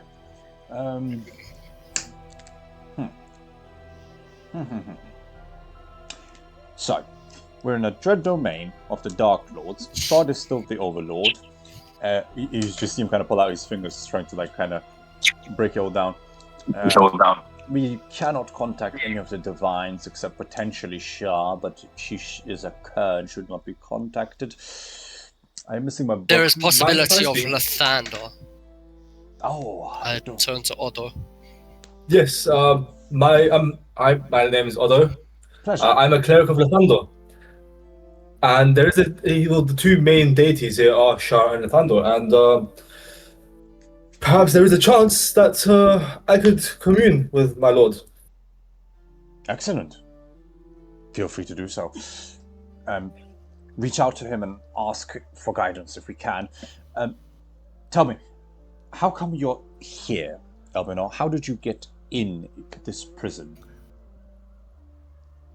Well, we were looking for you in the northern part of the realms. Far north of the borders of Cormyr. And when I say we, I mean my entire companions and my company. I was being escorted by... I was being escorted by Purple Dragon Knights originally before I, overzealously and naively, jumped into this realm by accident. Well, by purpose, without realizing what it was. I sensed your magic coming from the portal, so I jumped in, and behind me the portal closed, unfortunately. Ha-ha. Yeah. There are gaps. There are gaps in this prison. Excellent. Already. And you can see him really start tugging on his beard. Excellent. So we can contact maybe Lathander by this young man Odo over here. You're a cleric or a paladin? Cleric. Cleric, excellent. Make sure to contact your god for me. Right, yes, sorry, my terrible... My bad. Let me introduce everyone. This is Thornblade. Hi. Otto Vinshaw, who's just introduced himself. Pleasure. John. The Herringen. Pleasure. Irina Kolaya. My lady. Esmeralda Van Richten, or whatever the hell she goes by. It is Van Richten, yes. Though Devanir is my current surname, El Chico. And Muriel, Van Otto's Richten. sister. That Yes, Scrooge. that Van Richten. That Scrooge is still around. El Chico, how dare you impinted on hand and a tongue on this one. I do not know what they teach you in Alm, but we have manners in North. Disgusting behavior. He is no Scrooge. I cannot believe. And she starts storming off. What's up with her? We just have a bit She's... some information came to light. She's a bit unstable about that relationship. It's just a bit of banter. He's not terrible. He's just a bit overblown, that's all. Agreed. Fine. We're in a prison, stuck in a dread domain. There's a Dark Lord, stuck with a pact.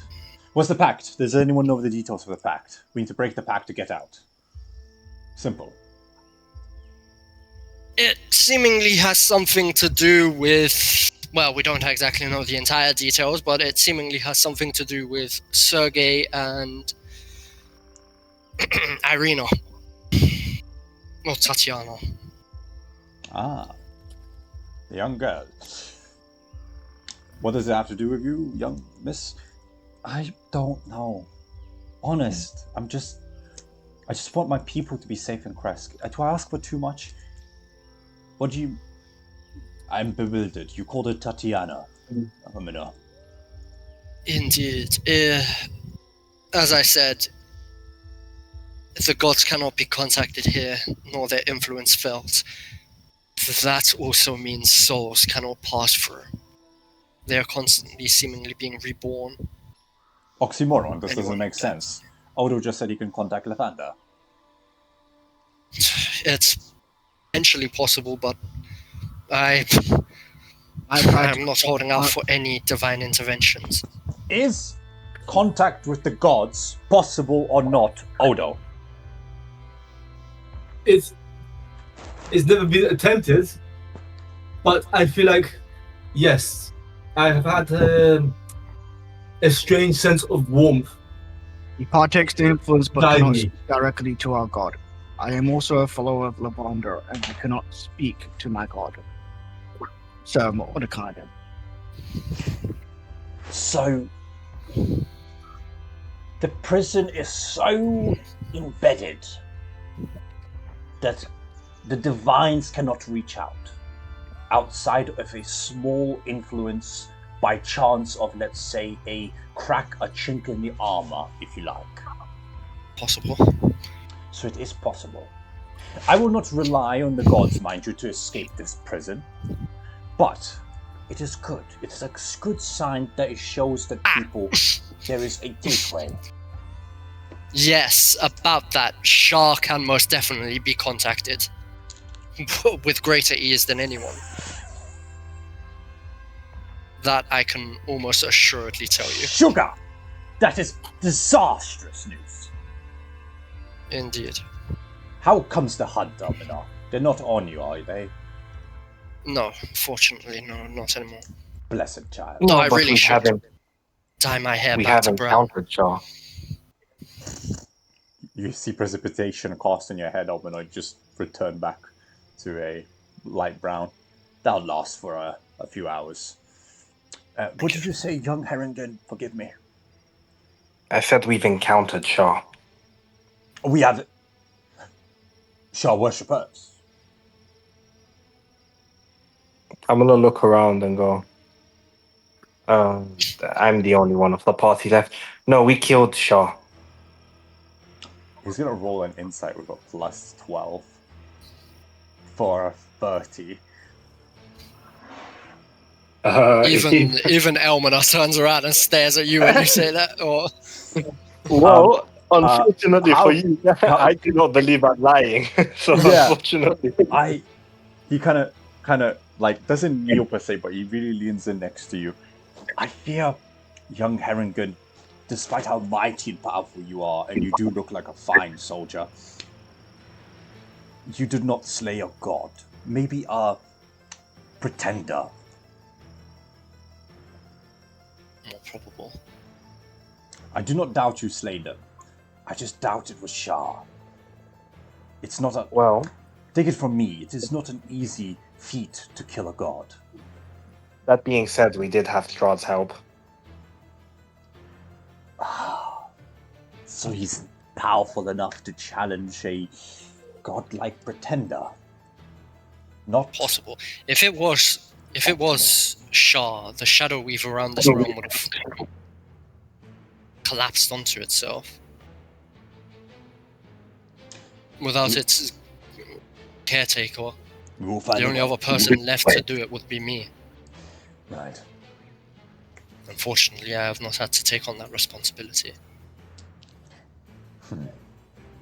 My dear friends and compatriots, before anything at all, I must say this. Thank you for freeing me. I am eternally grateful and indebted. And the second we get out of this cursed prison, you will be all compensated accordingly. Some of you might have never seen dawn, and that will be a prize in itself. I promise you the beauty of the sunlight that hits us every day. It is glorious. As to how we get out of this place, I have a few ideas. But For once in my entire life, I actually believe that I will leave this forsaken land. You are in the presence of the great realm walker. I have immediately 3 ideas that come to my mind on how we could potentially escape this cursed place instantaneously. Depending on... Tell me if any of them sound okay to yourselves. I'm not saying these are great ideas, but these are practical, effective. First things first, just kill the Count. Let's just get rid of him. He's clearly the anchor. If he's gone, the prison shall collapse for a few seconds, days, minutes. That'll be more than enough for most souls, including ourselves, to just depart. I could potentially cast a teleportation spell and get rid of us instantly. Reasonable? Yeah. Quite. One. Well, we had a issue. conversation about this some other kind. Well, apparently, if we do kill Strahd in the wrong way, we don't know if for sure we might be stuck in here, or That's another thing, yes. This clause of his, from what I have read about Exanter's writings, it seems Strahd, whatever pact he struck with the Dark Lords of this realm, has had something to do with living for eternity or controlling fate itself. Why was I not informed of this instantaneously? Okay, this reworks things. So murdering him is not really a choice. If we kill him, we are potentially trapped here forever. That's not ideal. Okay, so we need to figure out the bargain. What was the bargain that was struck? We need to undo the bargain. Or, better yet, we need to make sure that the bargain is completed. Usually, the Dark Lords try to keep their overlord, in this case Strahd von Zorovich, forever trapped here in a perpetual loop of almost achieving his goals, but never truly being there. It's a prison of their own making. You mentioned this Tatiana. Was she part of the deal? What do we know? And this Sergei you also mentioned? Sergei is Strahd's brother. Tatiana was Sergei's lover, but Strahd, in his jealousy of their love and his own envy of it, struck down Sergei and attempted to marry Tatiana. I see. We believe whatever it is, it definitely has something to do with Tatiana, which, speaking of, if I may, Lord Mordenkainen, completing this contract is not an option. I have made an oath to this woman here that I will show her around Cormyr when we are out of here. I will not allow her to befoot her any harm. Elmina Omar, you are the grandchild of your fathers. You see only the faintest tear drop down his eye before a precipitation spell wipes the tear away. Blessed soul you are. Fine, we shall not complete no contract. We shall break the contract. Do we know the details of the contract? If we do not, that's okay. Xantha in the Amber Temple has one. We know he was there, present, when it was made. I fear that is the only lead we have. Yes. And we were about to go there anyways. I'm Is- going to you, Lord of Common. Okay.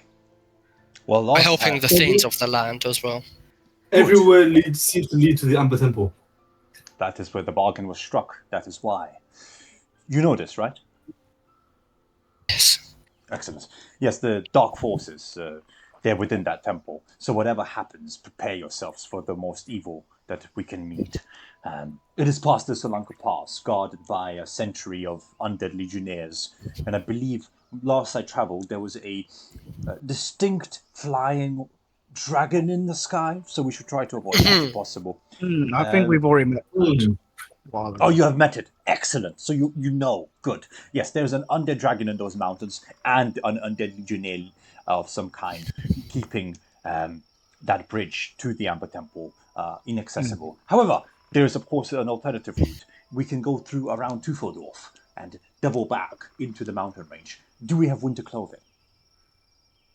Not currently. We're kind of freezing out here as it is. Speaking of which, Lord Mordenkainen, we have been avoiding the Amber Temple due to, how can I say this, a lack of power. Now that we have attained you, obviously a great boon to our aid, but unfortunately, if I do not wish to run into the devil's jaws so openly, so to speak. Can I insight check more than kind? Yes. Though you need to tell me what are you inciting? I want to see if I get the vibe that I have any chance at all in a fight against him.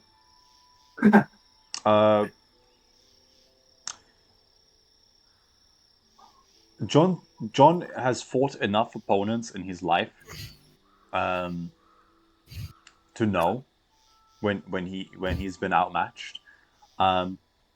You can tell that this is an extremely established spellcaster, and unless you can get, I actually don't even know if a jump on him would get enough damage in. Let me put it this way: out of table, this is a level 20 spellcaster. Yes. So How does he compare to John's master? I suppose would be the bit of oh, that's equivalent or better than Deep Mantle family. Two Well, great family. Well,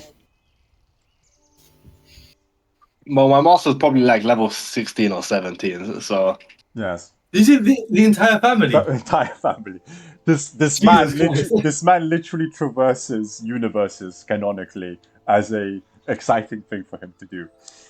To keep the cosmic balance and whatnot between good and evil always going. In some parts of the canon, he's even considered a demigod. So, you know, you do. Anyone level 20 basically is. He looks at you, kind of observing him. May I help you, young Harangan? John, was it? Send your regards to the Deep Mantles. Tell you what.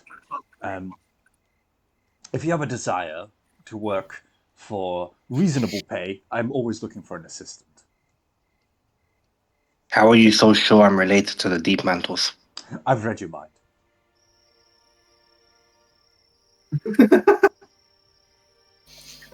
Did I at any point feel him in my mind? On a surface level, yes. Now that you're aware of it. So you know what I was just thinking. Oh, yes. And I'm amused. And I'm happy. It puts a fire in my stomach to know that a great man like you walks beside me. Or should I say rabbit? Whatever you would like be called. I want to inside check this. Is he just bigging me up for no reason? No, he's generally a very canonically lawful good person. No.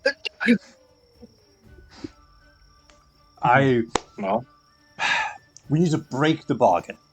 So, like I said, if you wish to be my assistant, you're more than welcome to join me, John.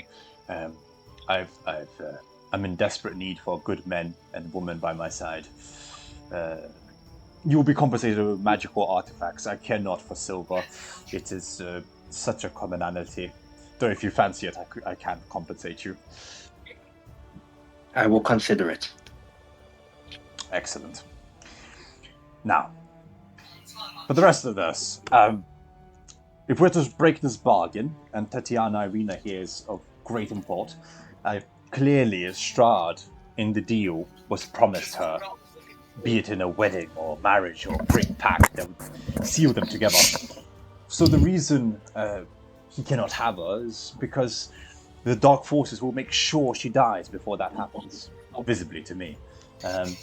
What we need to do is somehow unwind his power and slay him, linking to the territory. Now, you have said to me that you've been working with the Thanes. Excellent. As I understand, the 3 Thanes bound him to the land. So if we can unbind him from the land, hopefully, that will make him slaying 1 easier, and 2, he cannot control it as he has done before.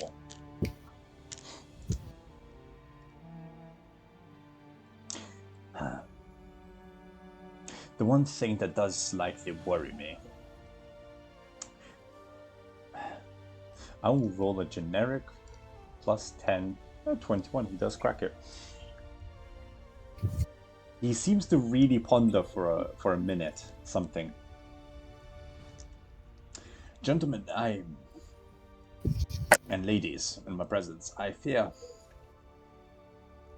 Strahd is not the Dark Lord. I feared the same as well. I think he's just a general, a face, if you like. There's someone else here, deep in this domain of dread. I do not know who, and I do not know where yet, but I intend to find out. Nothing more than to satiate my curiosity.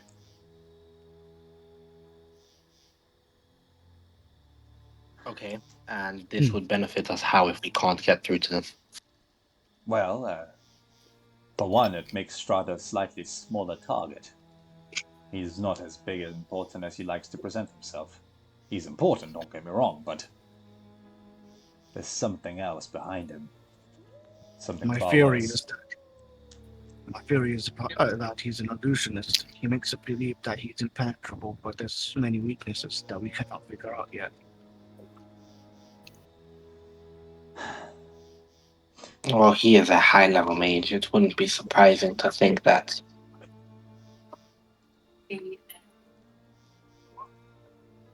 You know, I think that's canonically accurate.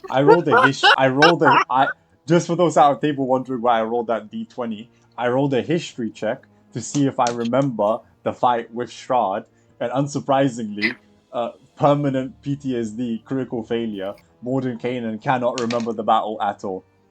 I just love the fact it was just silent for 5 seconds and then just not one. I'm trying so hard, but it's like it's been purged from my mind. I fear I've been Is it mind because you were- altered in some way. I cannot remember the battle, but whatever happened in that great hall when I faced him, I found Strahd to be a mediocre opponent, but there was something else in that room. Something I got that did it. not want me You to must have leave. been very sly that he turned you into a stag when you were winning. I can counterspell a true polymorph like it is the back of my hand. It is not that complicated of a spell. We learn it in elementary, young Thornblade. What I cannot believe was that I could not counterspell something so basic as polymorph. Elementary, my dear Thornblade. Fuck's sake. I'm sorry. I believe my mind has been... Odo, are you able of greater restoration? You're a cleric. Greater no, but lesser, yes. That's a restoration. I need somebody able to give me greater restoration. I need my mind fixed. My memories have been clearly altered. I do not know how he did it, but he did it somehow. He purged it from my mind, that battle. How Something about was in that battle. let's go to the temple in Vallaki or even Kresk. They might have greater restoration. No, they won't. Unfortunately, I have a feeling that anyone capable of that kind of level of magic would be killed. We Yeah. must study it ourselves and do it as soon as possible.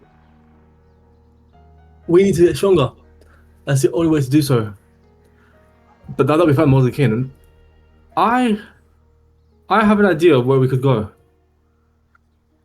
Or what we could do next. And that would be. You remember the Paladins, the Silver Dragon? Indeed. They asked us of a task, and in doing so, they also grant us their radiant powers. We slay the Grand Master.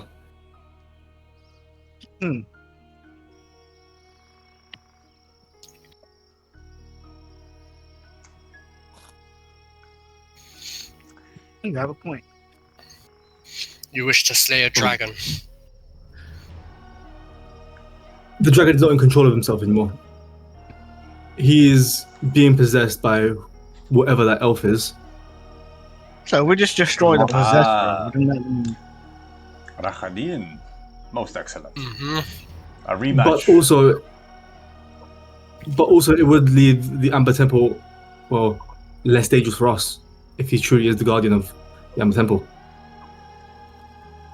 Might I remind you, if we were to walk around with an ally such as Mordenkainen, it wouldn't mean that we would survive the fights we will enter.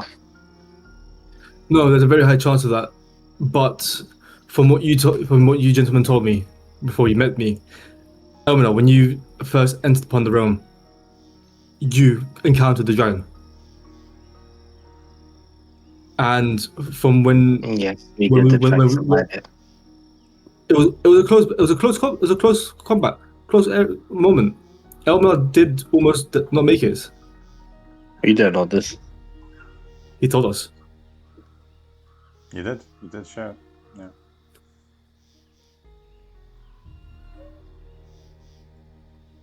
And when we went upon the onto Yester Hill to recover Reinhardt's body, Which we still have not succeeded. which we still have not succeeded. Do you know anything about was the dragon there at all? Oh, we know the vampire was Strahd's wife, well, one of his wives.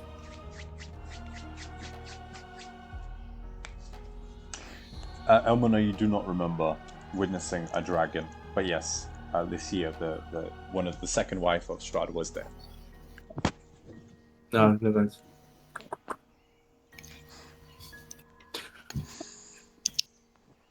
If the Amber Temple is truly as important as it actually is, Vallaki would definitely be there, or at least guarding it. So if we Very can nice, fight yes. it away from the temple, any backup, any allies he has within will not be able to help. I say we strike him in the field. Bold. I respect it. Where is this dragon? We shall need to slay it, if we are to even attempt entering the Amber Temple. I don't know. Last I Reinhardt saw knew. it, if it was fleeing south. South. Or on the other- not fleeing south, but heading south. So it's on the other side of the valley from where we stand. Not an issue Maybe at all. behind. Wait. Vladimir said something about a mining settlement. It's changed its name. What was it called again? Well, no, up to Immo, dear brother. Immo. It's in the Far East. Nimmo. Yeah. That is what he mentioned. That he spoke about, said mining settlement and something about the dragon. I think that's where he goes to reside, to rest.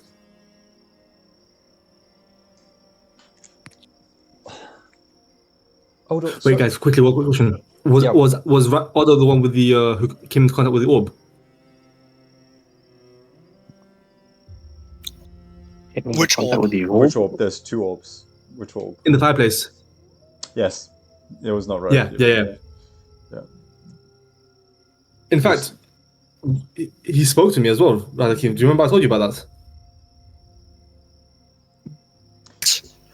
Oh, dear brother, you're referencing the and she like motions for your backpack. The grayed out soul of Arbin, Argenbost. And if you wish to pull it out, there is a small marble that's kind of grey with like flickering light blue, and you see a spirit, Elminar, as well as the rest of the party, of a dragon inside. A very faint, maybe amber-like surviving speck of the spirit. Yeah, I remember this. This was in Argenvostholt. He spoke to me. He asked Who me to kill spoke him. to? Argenvosto or Argenbostel. Not Rahatakeen. That's the elf, yeah. Shame, I was hoping it would be Rahadin. Argenbostel, he asked me to kill him. Free him was the word he went with, but yes, it is going to be cold-hearted murder. He's an undead dragon now. I hear you, brother. I hear you. But yes, we will need to free him, quote unquote. Immo is the far distant town we need to ride for, if that's what we're doing. But that's on the other side of the valley. You know what? I don't know. I have a gut feeling that if we go to the Amber Temple, we will encounter. Sorry, Cliff? I did not say anything. Okay. I have a bad feeling that we will encounter Radin there, along with several other allies, possibly a lich, whatever monstrosities are in there that you mentioned. So we need to knock them off one by one. It's the only way. They've been knocking out this party one by one.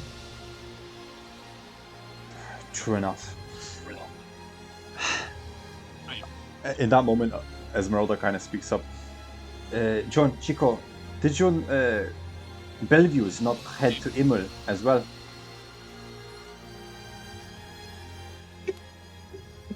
Well, I could call upon the Bellevues at any point. Oh. Aye, but I'm saying, do we not have any allies already waiting for us there in the old mining town? Maybe. I genuinely don't remember this. With a 15 on your history check, yes. You remember Bellevue's informing you to give them a few days after you call upon them, for they are riding hard east to deal with the menace of the flying threat. Well, actually, now that you mention it, I think they did say something like that.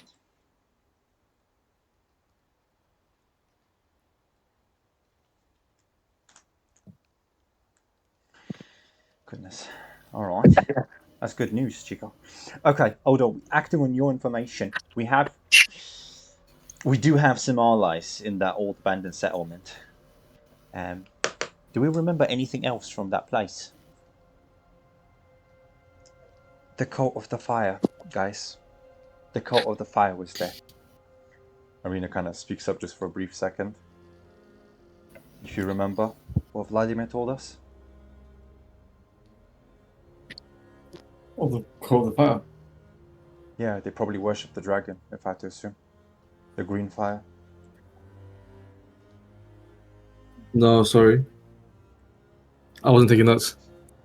Nice. Before we could even move on the dragon, we need to find the Seeker. But you mentioned that she was in the Vistani camp. Indeed. By the castle.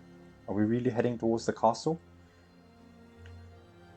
Before we head towards the castle, I would rather find Reinhardt's body and deal with whatever has to be dealt with in Vallaki, honestly. If Irina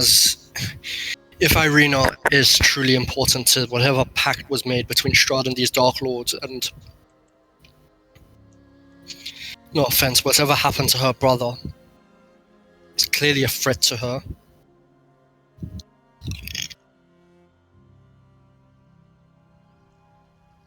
I think that goes without saying.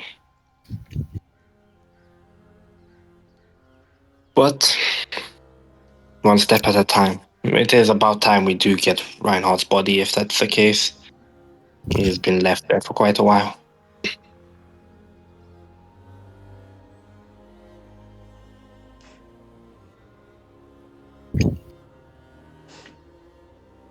Esmeralda Not quite as kind of like nods her head for a second. Amigos, forgive me for my silence, but didn't the hag laugh at our face as Lisa told us that he sits on an iron throne? Correct. I fear we're not gonna find Reinhardt's body because he's a walker.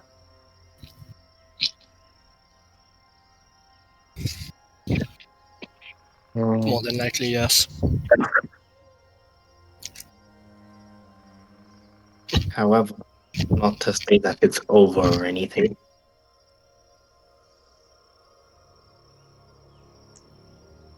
That we won't find him. I'm not gonna say we're not gonna find him. I'm just, you know, Chico, just saying that I think he's part of the shambling dead. We will find out when we get there.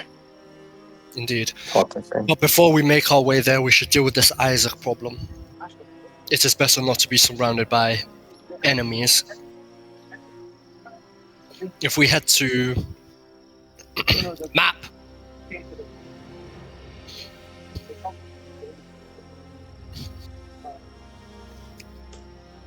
If we head to Drasnau now, we will be surrounded in all directions by allies of Strahd. I would say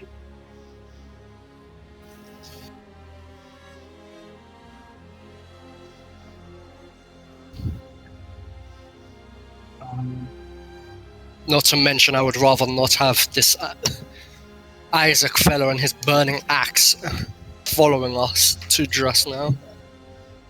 so. You're saying To that ambush us this when whole we're dealing with area whatever issue is there. is not to avoid, but like this whole area seems more hostile for us, basically.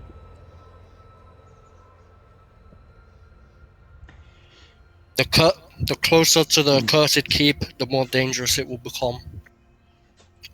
To be honest, we're skirting the danger at the moment, already at the tip of it. I'm not surprised that we ran into so much trouble in Vallaki, eh? Speaking of which, we need to move. So what if we Whatever go... creature placed that true polymorph for modern Canaan is aware of the fact that their spell has been broken and has likely informed Strahd, if it was not Strahd himself. We need to move from here now. You're certain? Absolutely, a spell like that cannot be broken without one's attention being caught on it. What if we get the It's a boat 9th go level through the spell. river? Even archmages cannot cast 9th level spells. You speak true, my old, well, I want to say friend, but grandson's descendant. But if we rise so sharply back, where are we heading? Back to Crest for the 50th time. Yes, sir. Blade just the hardest face fall. You can update your numbers, boy. Are we gonna go to Crest, or are we gonna go down? I suggested we can go through the river down until we're over here, and then we can just go down to Mount Gatis. Until we deal with the dragon and the mage Rahadin, That is true, yeah. dealing with Mount Gatis is going to be a death sentence. Then we can go to Tutordorf from the river, from Luna Lake, and then go down That we south. can do. The thing is that we are gonna go through water then. This is miles down. I'm pretty sure we have to go stop by a river, like somewhere like this, after a whole day. As for the party, as I said, I do not feel comfortable leaving Isaac just chasing us. Not to mention, I would rather give Irina some form of closure about her brother. Indeed. how about, Whatever has happened to your brother, Irina, I'm not certain if we can undo it. I fear Isaac in many ways has gone. He doesn't seem to recognize me, at least not the way I remember him. What are we going to do about Baron Vargas and Lady Fiona? I know she offered that job to us last night. That was insane. It's a possible ally, and she's said to have many artifacts in her armory. Are we willing She could be of great aid to us. to commit a coup d'etat in exchange for an ally, one tyrant for another? Well, if we do escape these lands, then what happens here will no longer be our concern. As evil as that sounds. It's not the prettiest answer, John, but it's true. I can't deny your logic. I for one would rather leave the place better than I found it. Yes, but I also wouldn't like to die in the process of trying to do that. That's true. Who... Can I speak plainly? Who is this lady, Fiona? What do you actually know of her? Because what I know of Baron Vargas is that he let my people starve by the wars. And if you guys didn't show up, we would have probably been devoured by the full moon. Frankly, I have no love lost. She's a member of Vallaki's nobility. She has a special interest in magical artifacts and in governing that city. Whatever rival she has with the Baron, gods only know. Not to mention, respectfully, we have been traversing the wildlands for weeks now. I would rather stay a little longer than a simple night within civilization. Even if it's haunted, tainted, evil civilization. It has walls. That's safe. That's why I took my people Walls. there. Yeah, it had walls. That's why I took my people there. I was hoping they would let us in instead of, sending us to our deaths. That is a pretty fair ask. Aye. And Odo, look, we could visit Father Lucian if we want to. The St. Angel's Church. That's actually two birds, one stone. Aye. There's always the Lafander's Dawn we could always look for. There's some businesses potentially, right? If we need to do some shopping. It is a tyrant. I'll tell you what. Mm-hmm. In fact, I just remembered something. John, you were... No, you weren't. Oh no. It was only Irina Reinhardt and Vallaki. So Irina's the only person who saw this. Okay, my apologies. I have to add that to the roleplay. The Purple Festival. Yeah. I mean, the Baron literally burnt a woman alive. Really? Yeah, I was with Vallaki and Reinhardt when he did it. As part of pleasing the Count, he called her an accursed witch and had her flailed and then later scorched alive. It was a Wicca woman.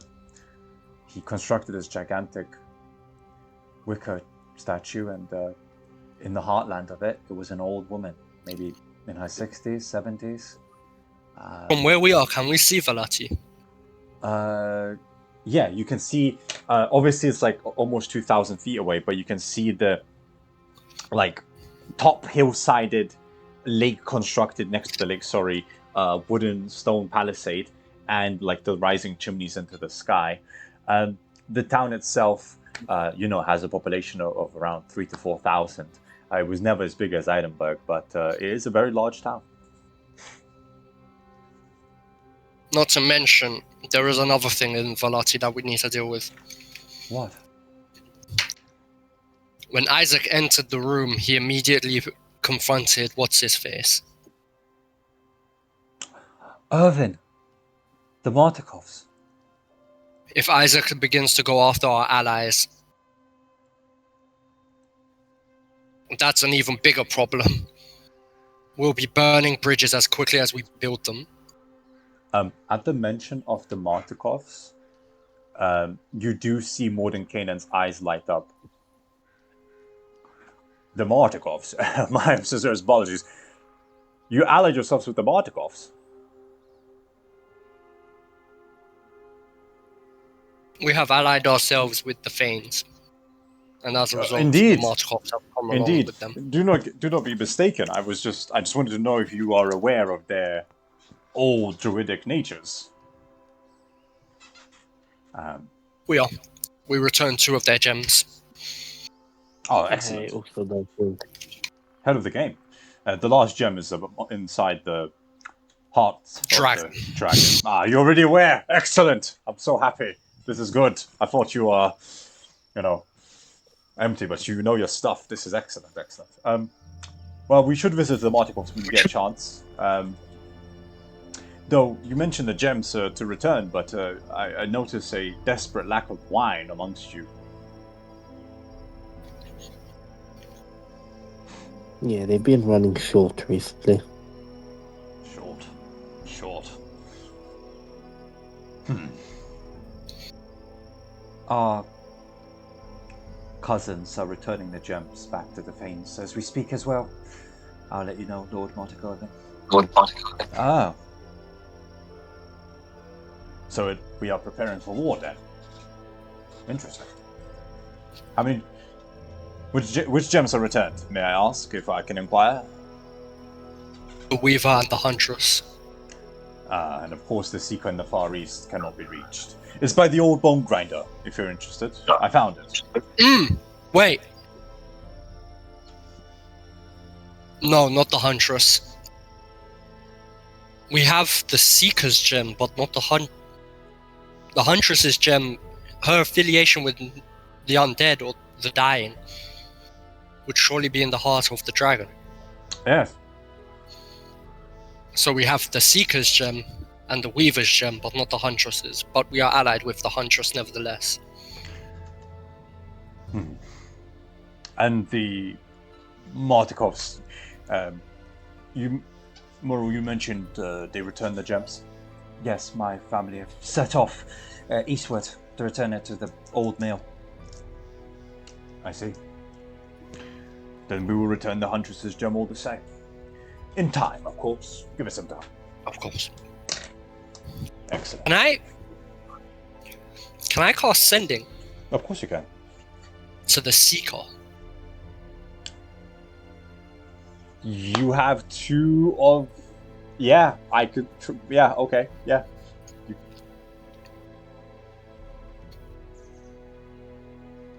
20 words. I'm an ally of your sisters. Are you being harmed by Vistani? Do you need our immediate help? 3 more words.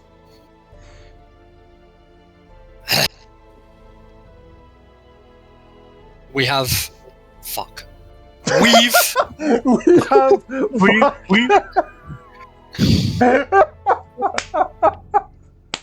Well, that's one hell of a way to end the message. You pooping? Anyways, you hear back. No. And I am impressed how you found me. Even the Count could not trace me down. That's what you hear.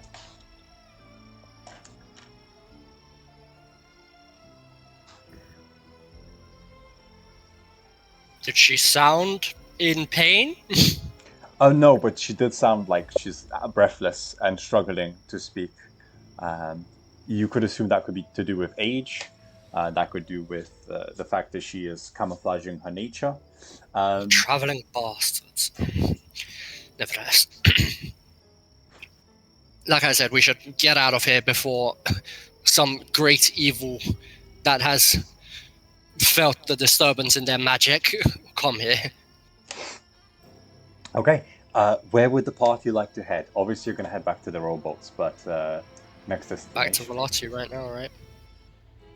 Because if we go down to...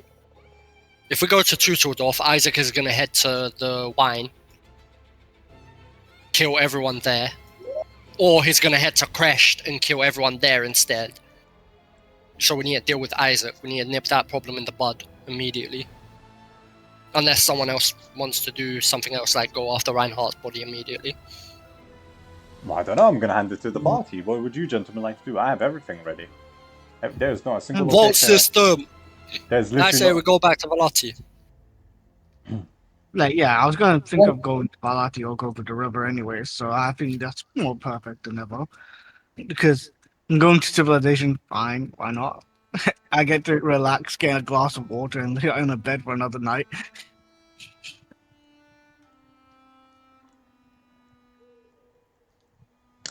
John and Odo.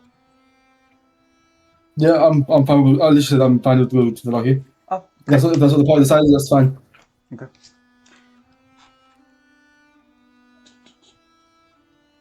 Right, I'm gonna only slightly time skip then.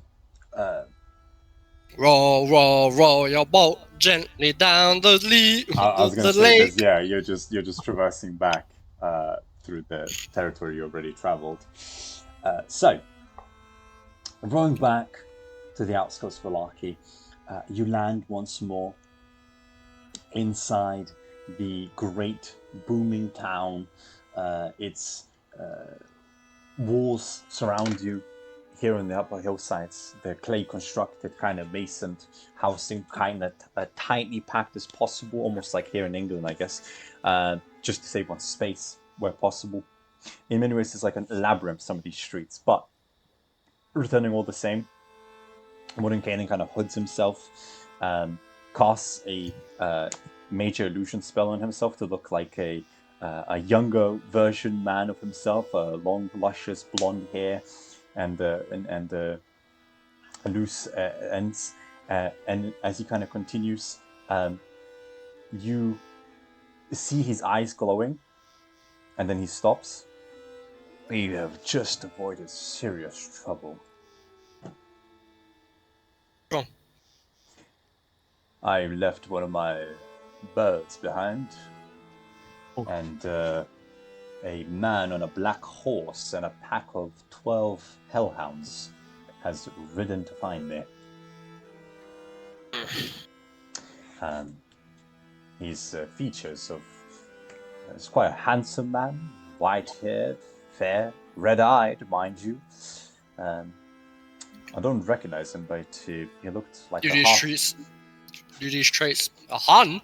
half, not a Hun, half elf. He looked to wear a purple cloak. Thornblade, as he continues to describe him, memories rush back to your head of a similar figure butchering your entire village. No. I fear he's looking for me. Well, we're fine. So, what's our destination, gentlemen? I'm literally like, you don't really see as much of me. I'm still hooded, but my fists are clenching. Your face is saying the same thing. What, sorry? No. I said like people. My hood can't see anything. Oh yeah, right? yeah. But my fists are clenching. Yeah. But- It's most likely Escher, Thornblade. You're pretty confident that from the description. It's most likely Escher. God damn it. Well, first things first, we need to head back to the tavern. We need a place to sleep here. Of course we go to the tavern. Do you have a house? Unless you would rather.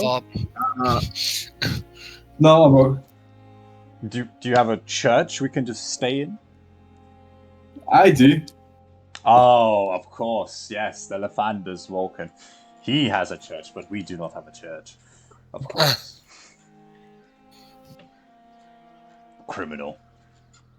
And typical. This is why, Elmanor, take notes. As your old grandmaster, you do not rely on the divine and their children. Right. Agreed. Take me to the Blue Water Inn. I haven't seen this urban in a while. go to the Blue Wolves Inn. Okay, Of course. I'm behind everybody. As you enter, I'm gonna cast this guy's self on Irina. yeah, Make her look like Yennefer again. fantastic. And So I that at least people can see we came with someone familiar, left with someone familiar. Very reasonable. Yes, Thornblade. like divert away from the party just to see if I can find more clues about my killer. Yeah, of course. Okay, I'll pick up with you in a minute or two then. The rest of the party, except Odo, I think you're going to the church. You enter the Blue Water Inn. You find Irvin kind of wiping down the tables, almost shutting down as it's nighttime. Oh, right, you're back. Oh, goodness, welcome. That was an all-days adventure. I thought you were going to be gone for a few days. What happened? Dealt with the problem sooner than expected. Well, blessed. Has Isaac returned? Multiple times. He kind of points to the boarded-up window. Smashed up the place a bit. Threatened me and my wife again. But luckily for us, we took them upstairs behind my little secret door and didn't dare kill me outright because I'm basically the only man still providing wine in this cursed town. So, I doubt I'm going to be this lucky next time, but, you know, it's minor, really.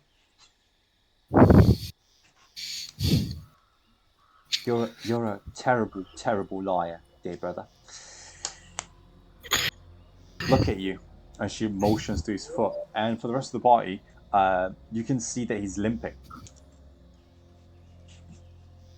It's nothing, really. He injured you. He... Injured? Minor. Just a bit of bruising. Can I see? Yeah, of course. Feel free.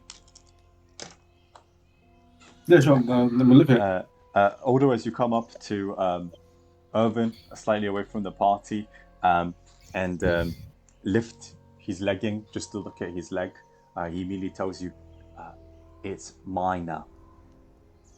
And you look at it, and he has 4 splints holding his leg together. It's been smashed to pieces. Jeez. What happened here? It's minor, and nothing happened here. Right. I'm gonna cast Cure Wounds on him. Yeah, of course. You watch the regeneration take place, and the wound quite rapidly starts closing. He starts removing the splints. See? Just the minor scratch, everybody. I'm already back. Just a quick healing spell.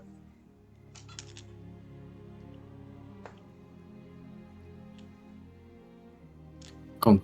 What happened? He tried to take off my entire leg, and he almost found the secret compartment.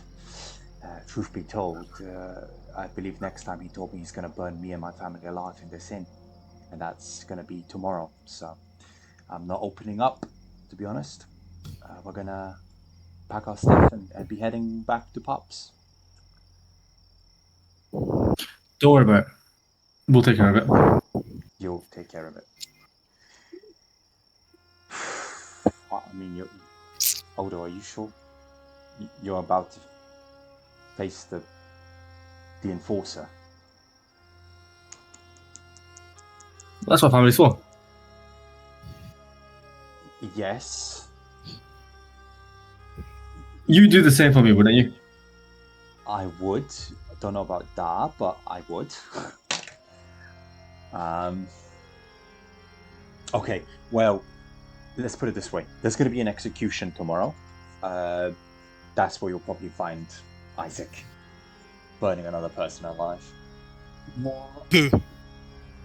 Oh no, it's a whisper between him and Oda. Oh,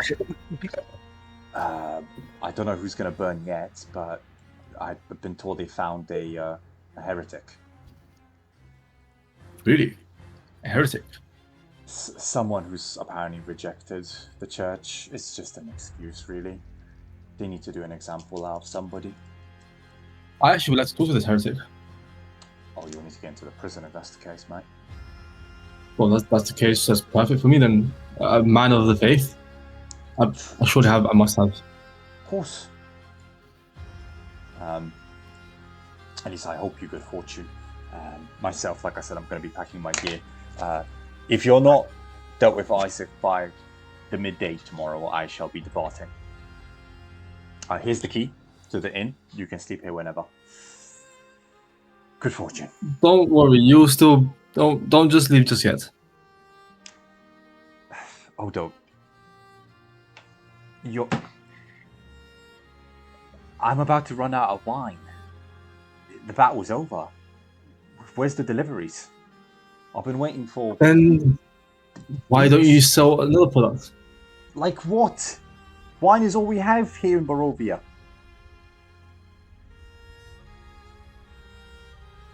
It's a bloody miracle how Dad grows that wine. There's no sun. Oh, okay, well, we know how he does it. Of course we know how he does it. But that's my point. The gems are being returned back to the Fanes. How are we going to grow anything? How am I going to get... Well, we've recovered some of the gems. Or two. Yeah, Two gems. Yeah, and both of the gems are being returned to the Fanes. I got the letter from Pa. He's heading off to the Huntress to ask for her aid, and he's going to return the rest of it. What now? I could maybe ask the guys in Oresnu if we could make some spirits from the wheat, but that's not ideal. There's no market for that. Oh God. From wheat. Yeah, it's not going to be the best. Potatoes are preferable. No, but it's no alcohol, and you can make ale out of it. That too. I could. It's not going to be the tastiest stuff. That's why the wine's so popular. Yeah, but everyone wants to come and drink their sorrows away. They live in Barovia. They look for an excuse for a drink. You don't need an excuse. Look out the window. If I had the window, smashed to pieces again. Right, it's fine. Thank you, Oda. Look, I'll head off to Oresnu, strike a deal. I'll strike a deal with them to get my stuff back. Maybe get some, some barley or some potatoes imported. Make some spirits and ale. Gods, this is gonna be rough. I don't know how I'm gonna feed my family. We'll make it work. Thank you, Oda. bring me a jug. Feel free to buy the jar. Odo, can I have a minute with you and Murrow? I walk over and take the jug. He's just asking if you can have you and Murrow for a minute. We're just gonna have a quick farewell meeting upstairs, guys. Take it easy, eh? And you watch the Martikovs and Winshaws, the family, go upstairs to their bedrooms as the party remains. Elmanar has 20 passive perception. I'm assuming he heard bits and pieces of their whispering. Yes, he's frustrated about the fact that the winery is now going to be closed, basically. There's no grapes to be grown. He needs a new solution. Ale and vodka is a possibility, but not ideal. And I will take this jug. Yes. And I will go and sit down next to Morden Kanan. which I'm assuming I'm always sitting down next to Modern Kanan anyways. Yeah. And I'll summon my quill. What are you doing, Elmanar? Doesn't make sense. Just a basic first level spell. Hopefully it works. Well, transmutation. To a degree. And I'm going to start essentially into the jug, putting in the runes for the create water and food spell.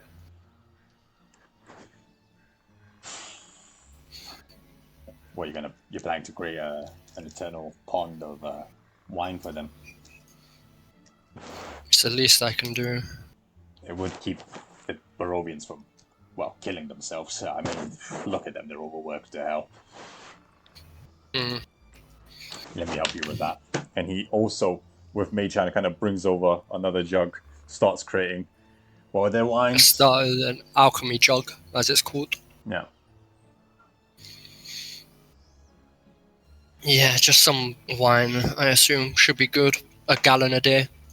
That's more than enough, surely, to cover a small business.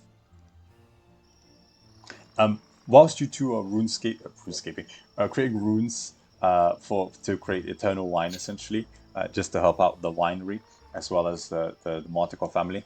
Odo, you here with me? Yep. Excellent. I've been given a mission.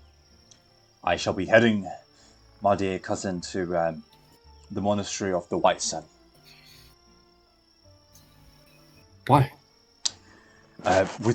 With the gems being returned, it's time for war. I need to, me and my wife, we need to put the children to safety, so we're going to put them in the winery. And then past that, we need to head south towards the Solanka Pass. The monastery is just up the road on the, the southern-west direction of the beaten path. There, my father, your dear uncle, it needs me to get some weapons for us all of divine nature to fight this threat. There's only so much we can do. That, and after I recover our weaponry from the monastery, I shall make our way back towards Tufodorf. We need to contact the rest of the family. From there, well, wherever you need us. You have the whistle, right? I do. It's just blowing it. We'll probably be roughly in the area. My mission's clear. Have you been given any orders yet? No, not really. No. I believe Uncle is giving us quite a lot of free reign, in the sense that we're traveling with the main troop. Good for you. Blessed, I dare say. My mission's quite clear. Recover the weapons of Radiance, head to Tufodorf, make the rest of the contact, clear out the town, make our way east towards Kruzau and Hossel. The old Sawtooth fort needs to be cleared out of the rising threat. Cut off the weapons for the rising legions of undead.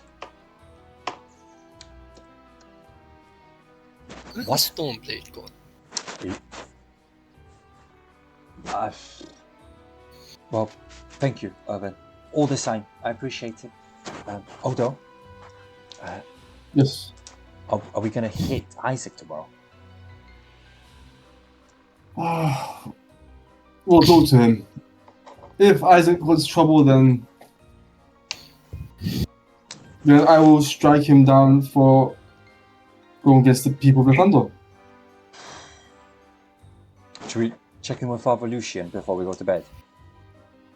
Absolutely. Father Lucian, as well as the party, I would like to talk to the party about this matter. I would like the support. Hear ya.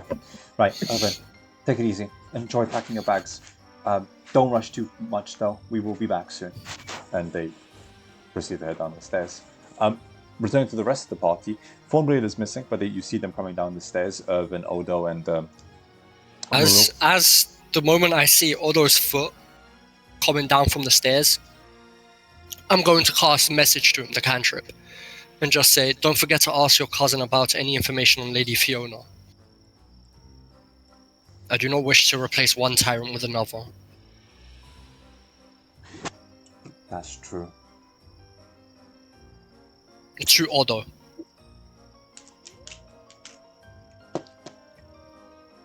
To me, Yeah. Yeah, I said that to you. Don't forget to ask your cousin about Lady Fiona, about anything he can tell us about her, essentially. I do not want to replace one tyrant with another. okay, fine. I'll ask him. Right now, I want to ask you. I want to ask you something. You, John, Thornblade. Thornblade isn't here, actually. He's gone missing for a little while. Oh well, could he be? No clue. We'll have to find him later.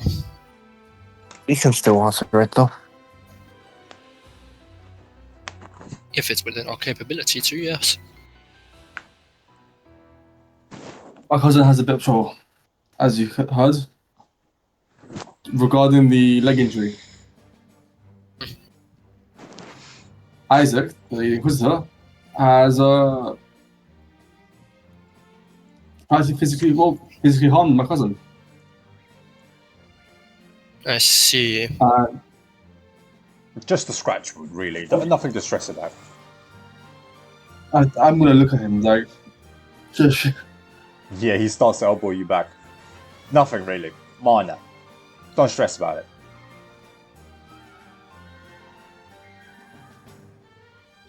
I would like your aid in just having a word with Isaac to leave my family alone.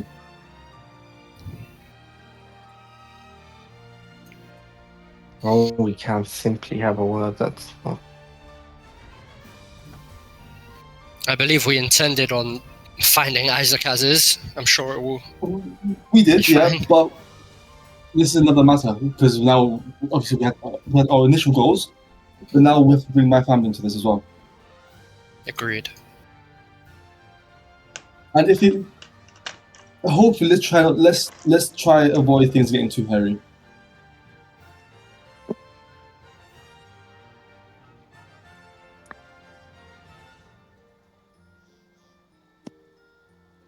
It's typically a level 2 spell. I see you're scribing runes into my jugs. I will What the hell? explain what it does later. I hope it's not trouble. I'm quite a simple man. No, not at all. Speaking of which, you were closing up before we came in here, yes? I am, yes. Like I said, my windows are smashed. My establishment might go cold tonight. Some of the chairs in the back need to be fixed. A day or two away from the business will do me good. I'm going to simply flick my wrist towards the door with the quill. And as he does, he's going to cast Mordenkainen's Arcane Seal on the door. Okay, yeah. It So that nothing locks, can open yeah. the door. Yeah, it locks. Except- You can hear the chains slamming.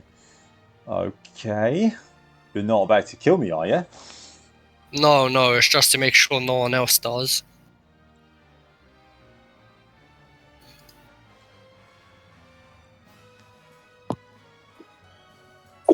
The windows be smashed in. I might Indeed, fix. but- Mordecai kind of reaches out his hand, watching like the planks like fall away. You watch some of the glass like lift from the bin and just fly back into place. Ah, see, all fixed stuff, chappy, ready to go and be used whenever. The window was broken. You see your cousin just sighing deeply, although. Well, like I said, maybe a day or two would do me good away from the job.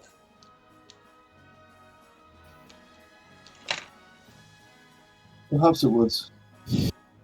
Everyone deserves a break once in a while. Oh, speaking of which, Elmer, do you need my cousin right now? Yes, about Lady Fiona. Oh, okay, I was literally about to do that. Alright. Oh, no, outside of that, that I'm aware of currently, no. If you're going to mention it, let's do this party. Very well. Let me BRB real quick.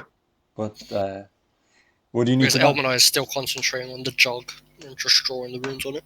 What's up, Odo? What's going on, mate? What do you need me to tell you that you already don't know? So, how would you say the town is being run? Come on, Odo, you visited before. You know that this town is run by a tyrant. You don't need to pour salt on the wound. How is Lady Fiona?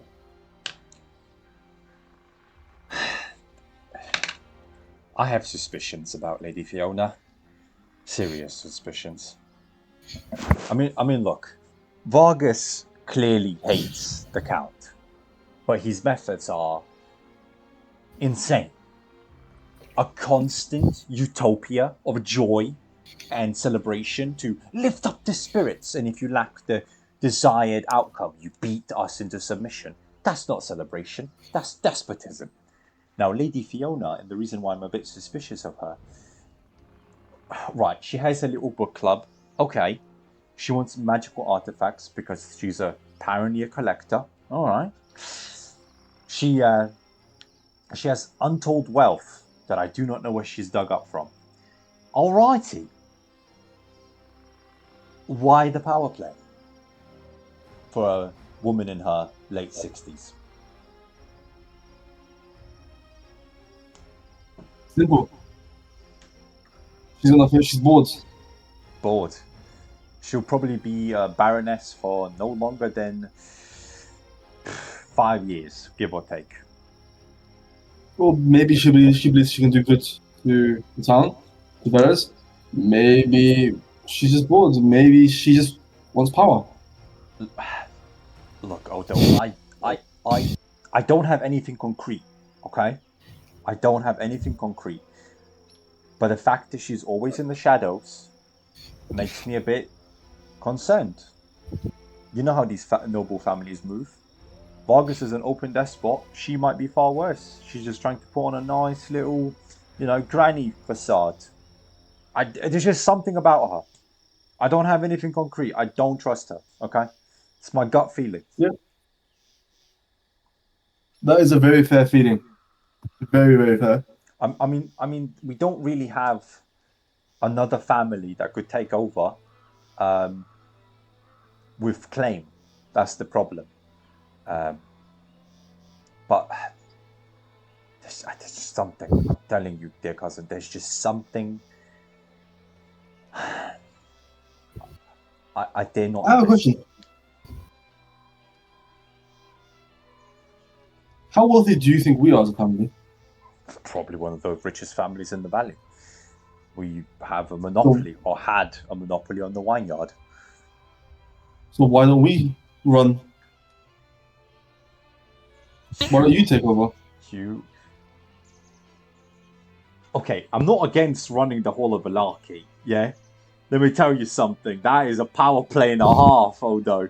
From a barkeep to running as the baron of an entire town. Yeah? But, respectfully, I have no claim. On what claim would I seize power or even get elected? I mean, it's not an election here. It's the most powerful nobility, but... Respectfully, do you even have the political clout for such a position? I do not, admittedly, have the clout. What I do have is youth, innovation, and what you have from me is loyalty. And dignity. And you're familiar with I dare say. the town. I know these people. I lived amongst them for over a decade.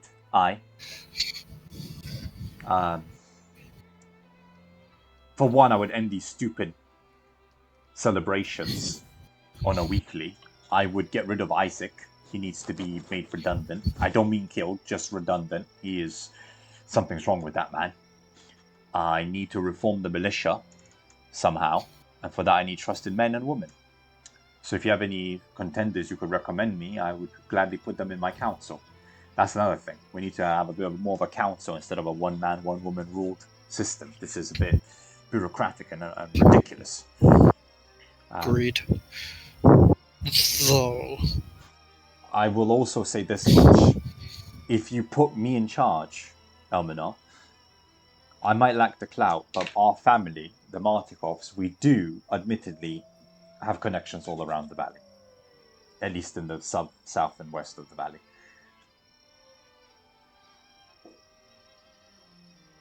I fear we'll put you into power and then you'll die within a week.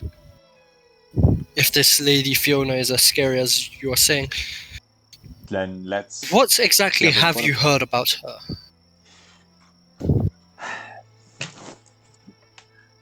I'm a barkeep.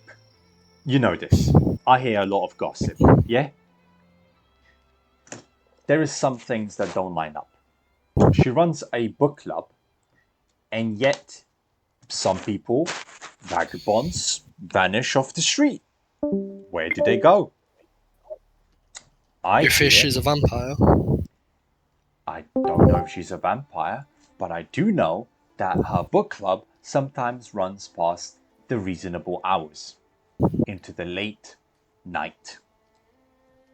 There's something wrong with that club, I'm telling you, man. I don't have anything concrete, but a vagabond there, an outsider there, vanishing from the street, no one bats an eye. I bat an eye. I know these people. I know who owns me tabs. And little Timothy, who owned me 2 platinum in the last few months, has vanished. Last I see, little Timothy is pale as snow, walking around, all frenzied like. You know who we went in to see last? Lady Fiona. It's nothing concrete, but I have my suspicions. Well, we can definitely look into that. Right now our only real options are Lady Fiona and you currently. I'm not sure of I have not met any other nobility in the city. Speaking of which, do you know of any actual mages in the city? Wizards, sorcerers, warlocks even, anyone? That absolute flimsical fool that sometimes comes in here, Rictovio. He's amazing with spells. That and there's a young prodigy. I forget his name right now, but Rictovio. But the kid can cast spells. His family's keeping him safe, locked up in their little home. Lady Fiona treats him almost like a nephew. He'll come back to me, I promise. That's fine.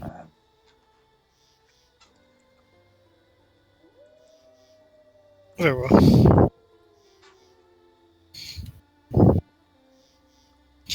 We definitely need to look into Lady Fiona a little bit more.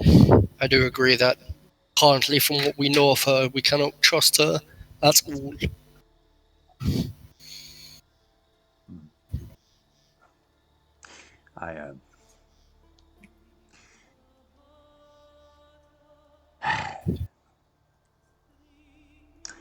It's up to you. It's up to you. I'm not gonna lie to you. Elmina, what were your initial impressions of Lady Fiona? Old nobility, aristocrats. She controlled her book club with a tight hand, ordering them around. Well, not ordering them around per se, but very clearly a leadership figure. Knowledgeable. She was the one that led us to modern king, after all. How does she know? How does she know? Thank you, cousin. How would she know? Tell me, how does she know? Good question. I didn't question her to her face. She had guards outposted everywhere within her house. Her book club seemed to have mostly been made up of older women. It's possible that she's a witch, I suppose, given her interest in magical artifacts. Brilliant. Just brilliant. Though when I looked upon her, I didn't sense any undeath coming off of her.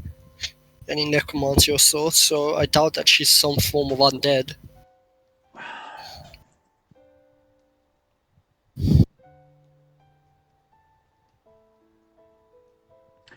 Maybe she could basket? Perhaps. She struck a deal with the Zaraviches somehow, or the Dark Forces. I don't know. I have my suspicions. That's what I'm willing to say.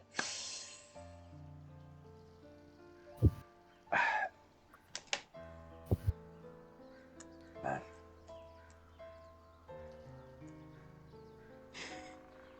It's getting late. Are you gonna visit Father Lucian or not, cousin? Tomorrow. Yeah, okay, fine.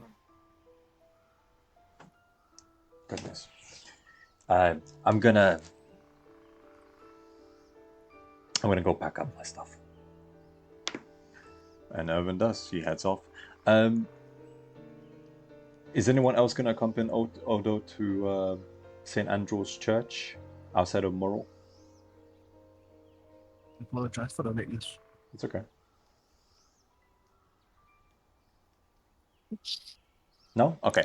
I'm going to pick up with Formblade then, now that he's returned. Or else you head to St. Andrews. Formblade, you said you're going to take us slightly off the beaten path. You said we should look for clues linking to Escher. But I never had this kind of train of thought for a very long time. Just out of nowhere. Yeah, so you watch Morden Kanan and his greater magical illusion spell that he cast on himself, his eyes glowing, and stop, much like you've seen Elminor before. And in their two quick conversation between them, you were kind of eavesdropping on, he described a man so similar to the one that slaughtered your little village and your family. And you haven't seen him or heard of him in years. Yes. And yet here he reappears, hunting with apparently hellhounds, much like yourself, but on back horse, prey, like some royalty. You have kind of given up hope for a while, but it's now returned to you. What would you do? Where would you go? So, to start looking for clues. I'll go straight towards Axis, through the town square, right? And looking around. Do you remember when the first time we were in and that the butcher came? Yes. I want to see if there are any men similar to basically that had similar attire around the town square. My whole investigation is basically if I find where they are at, where they operate, and then afterwards, like from a distance, my whole goal is to see if I find anybody that looks a lot similar to that man. You mean Isaac? Mm-hmm. Okay. You quickly run through the mostly empty at this point in the late afternoon, heading into evening streets, and the candlelight kind of flickering among some of the windows and cracks in the door. Eventually, as you stumble forwards, you do see some of the guardsmen, and you were not there. That was Esmeralda. Okay, you do not recognize them from before, but what you do see is heavy-plated, red-bannered, wearing overcloaked men with face-hidden helmets. They seem kind of like an order of some kind that patrol the streets. They have a raven white owl almost on their chest, kind of above an iron-like crest. And though you've seen them before, you don't recognize them. They seem some kind of military unit, definitely. If you want, I would allow a history check, because you are from Barovia, admittedly. I have a +1 in history. I'm 12. The name escapes you on a 12, but it's Strahd's personal army that enforce his will around the valley. The heavy armored order of some kind. You don't remember the name. Good. What is Strahd's personal army doing in Vallaki? There might be some clues. Must be tied to the zombie that came here. No, wait. Could be excuse. I'm gonna do an investigation on that kind of train of thought. Mhm. And why are they even here? What are they guarding? Really? Right? Um, Are they truly here for her or actually for something else bigger? you would know that Strahd's Night Order, again, sadly, you didn't get my 15, so I can't give the name to you. Exactly. That's Our, right. our table, of course, you know that's the rising in the dark sun. But linking back, sorry, to the Vallaki, what are they doing here in that train of thought? The first things that come to your mind, there's usually about 100 of them, 5 scores, that ride around the entire valley, enforcing the will wherever it's needed. Last you heard whilst you were out hunting was that they went to Zeidenberg and that there was a butchery there, and the city was ignited at night. You don't really remember what happened past that, but the city apparently is only recently recovered, if you can call that a city anymore. As to what they're doing here, you know that there is smaller units of them dispersed across the valley, specifically in the main heartlands. There are the 3 major towns, and they are usually as enforcers of Strahd's will. In this case, you remember them barging in, maybe 6 of them behind Isaac, into the Martikov Blue Water Inn, and they were there almost as an intimidation force. As to why they would be there, outside of enforcing Strahd's desire and will upon the people, they are probably protecting something of import. Usually a person, from your own experiences of living in this valley, as long as you have. Higher birth is much more precious to them.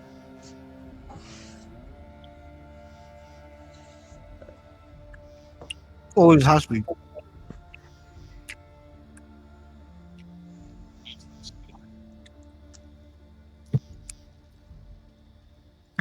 Then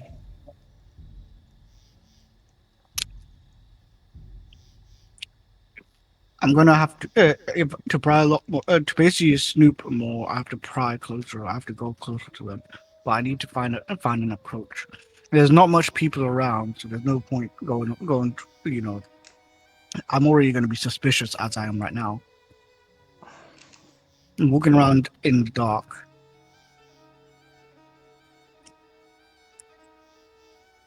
They know my face, don't they? No, Some they of them. haven't seen your face. You have a hood and a mask. I love a mask. No one has officially seen your face past your eyes. And also, I have literally have tales of fucking. I got the Prowler's tails on me because I cut them when we were doing that. I don't know if you allowed it or not. I just say it while everyone's talking, so I'm not gonna say it about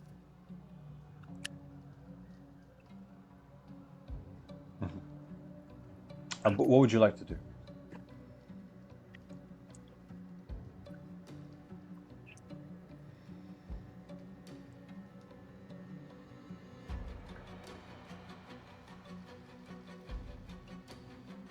It's your decision. Okay, you know what? That's it. I'm stealthing. I'm gonna go for alleyways, right? And basically look for where they concentrated at. Oh, okay, yeah. You Yeah. don't need to roll an investigation on that, but just a quick If not, stealth check. yeah. If need be, I can go to an alleyway and do pass without trace or a stealth as well, in case. And pass without trace and go up on top of the roof. So just quick stealth for me. Mhm.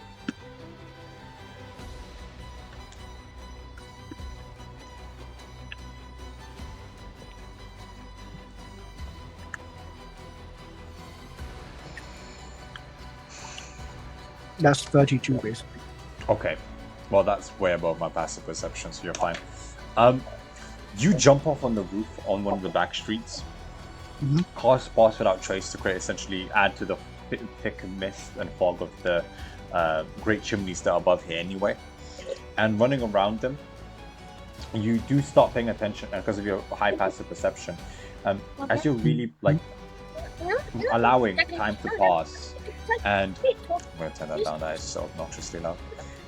As time passes and you allow them to kind of wander around and try to notice their patterns, if there is any patrol patterns, as well as where they gather, quite quickly you make out that the main place most of them are gathering for some weird reason is outside the coffin maker. The coffin maker? There is a indirect pattern of patrol of about 8 of those guardsmen outside the coffin maker. And 2 of them are even posted on that street where he's located.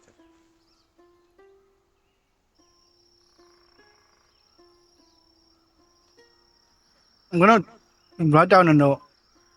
8 guards around the coffin maker. How long left until it comes dark? I know it's gonna be very dark soon. Less than 2 hours. It's hard to tell, but it's already like dark granite black almost in the sky. It's gonna be pitch black any minute. You assume you have slightly over an hour definitely left.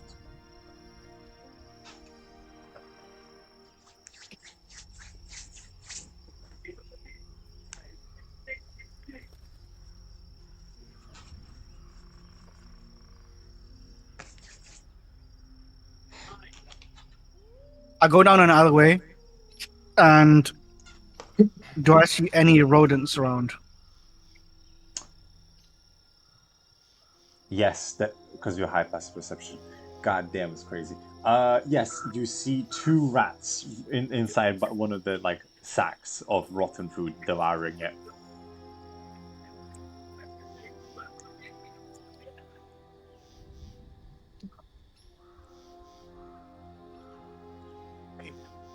Speak of animals. Just a friendly reminder, you do lose your my pass without trace. Yeah, cool. It's good that way. Yeah. I'll be like, hey, are you willing to hear me out in a little work? And I'll give you something. I'll give you a reward handsomely.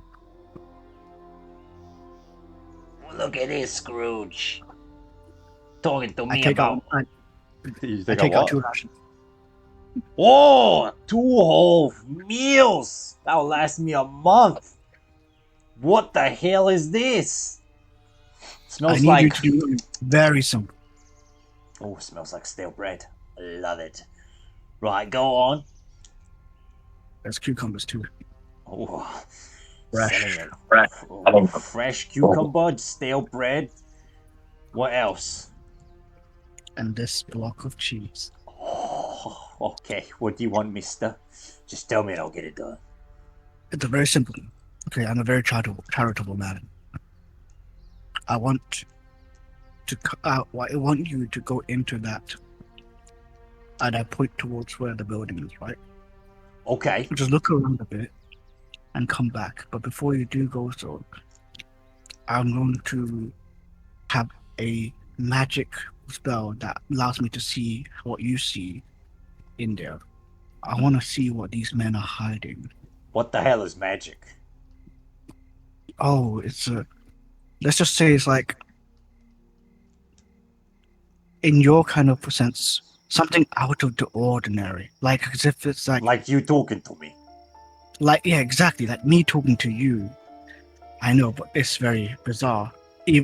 Or even a pigeon carrying a fox in the air. Something like that. I'm what they call, to your point, a magician. I mean, we call you pests, but fair enough. Everyone did. Fair enough. I mean, most of my kind just sits around all day. And yeah, eat. I mean, you sometimes drop us food like the gods above or something, but it's crazy. It's fine. You want me to go into that building, come back? For 2 weight. Yeah. Okay. Okay. He like I'm gonna skitters cast. through the mud. I literally just do like beast sense as well. Cool. I can see what he's doing.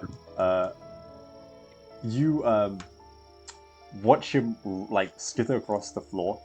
One of the guards even kind of like spits in his direction in disgust seeing that rat.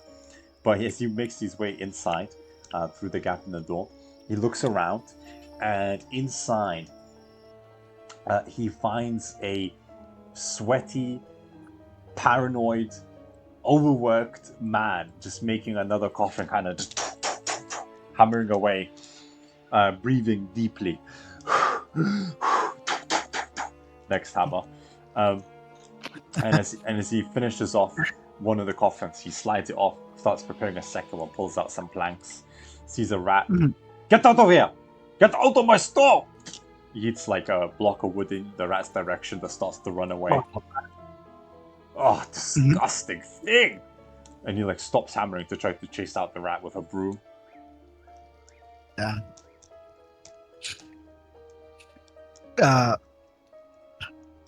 Obviously, that if it was just like that, it should just come back, right? Well, it's running slightly deeper into the store just around the bend. Okay. And you see this gigantic man like following it around with a broom, trying to smack it to pieces. As it does, has a very quick loop around the kiosk, around one of the coffins, through the back, and then runs back towards the front of the door, where he opens the front door and it's like, "Shoo you! Get out! Get out!" and slams the door behind it. Looking back, the rat, before it heads towards you, sees that where there was that little hole, a small amount of plank appears, and you just hear the hammering as he closes off the gap in the door, and the rat finally returns to you. "Hand over the goods, big man! You owe me food." Sorry. I owe you food. Listen, because of your valiant efforts, I'll give you even more. Here, have 2 more boxes of cheese. Oh my god! I'm getting rid of 5 rations for that shit. Fuck it. You watch this rat stuff himself full, kind of Have feed it for yourself and your family, huh? Family. You're a funny guy. And proceeds to devour the cheese. Eventually, kind of stuffs himself so full he starts to snore. But yeah, that's what you saw inside the coffin. Yeah, and then after that, this has been an hour and a 15-minute adventure at this point. I'm going to then slowly go back towards the inn. Yeah, okay. Fantastic. I've written down what I must, and if I came in an hour and 15 minutes later, I'm pretty sure everybody else is trying to go to sleep, right? You return to the inn to find... Odo and Muru will be heading to the church. Linking to the rest of the party, you guys would have wrapped up your scribing of the runes with more than Kane and Elmina. Would you have went straight to bed, would you say? I was going to the inn because that's the last thing I heard where they're going to. I'm just double checking. Let me just check something. Like heading into the late of the night. Because I know Esmeralda and Irina would have went to bed. Muru was obviously off with Odo. Do I have any questions for her? No, not yet. Yeah, I'll go to sleep. Cool. Thornblade, you return to a locked... There's an arcane seal on the door. I was going to say, you return to a locked, magically door, and no lights inside the inn.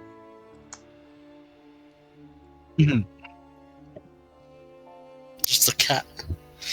So you just I can't even go in the building. It's just magically locked, right? It's a magic steel door, yes. It's a magically locked door. The door is like kind of the hinges are not coming off. The windows are all closed. There's no light inside, and it's turning dark rapidly. There's just a tiny blue cat on a table in there. Yeah, just kind of sleeping away. God damn it. The fun to be damned. Alright. If I can't go to the inn, then I must go somewhere else. I walk towards What other places do I know that I can lie down and sleep in an altar or slash have shelter in before night?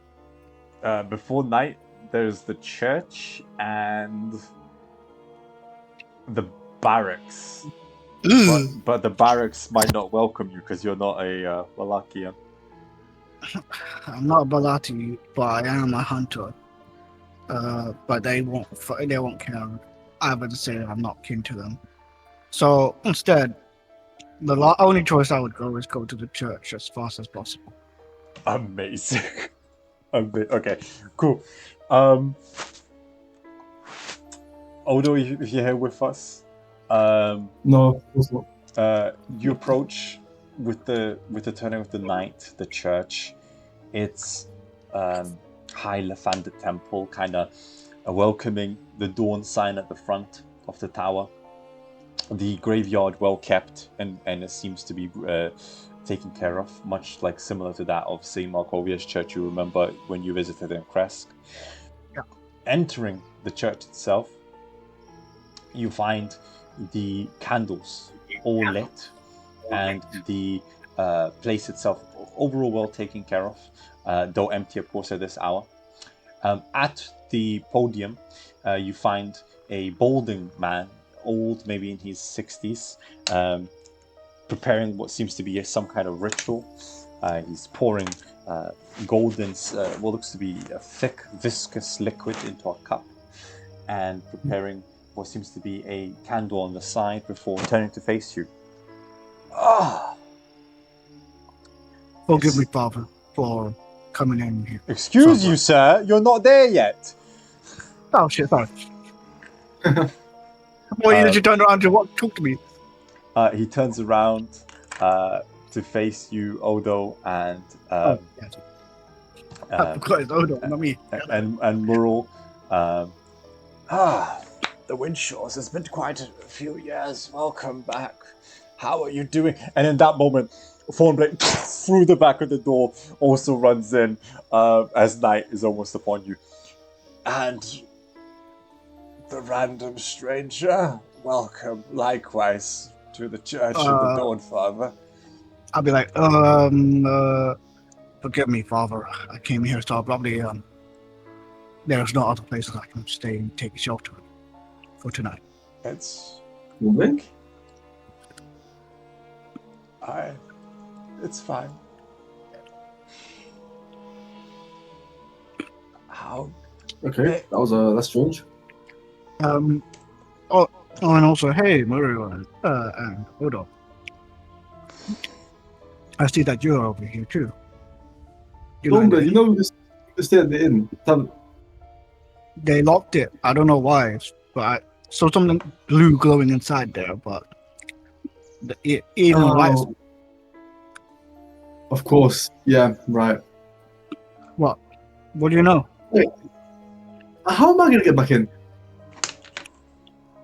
You're not. There's a password to the door. There's a password to the door. Then Do I know Do we know the password? No one knows the password.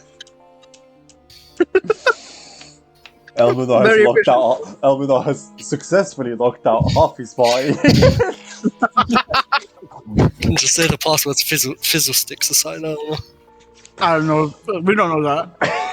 I just love the idea that Elminor has locked the door and the entire party got locked outside. What's the password? I don't know. Thornblade 123. Elmina rules. No, was it Z? No, oh, damn it! I lost all my chances. Anyways, basically what I'm trying to say is that, yeah, although I don't know how we're gonna go back into the inn. We'll sort that out later. Don't worry. Father Lucian. Yes. I come at a request.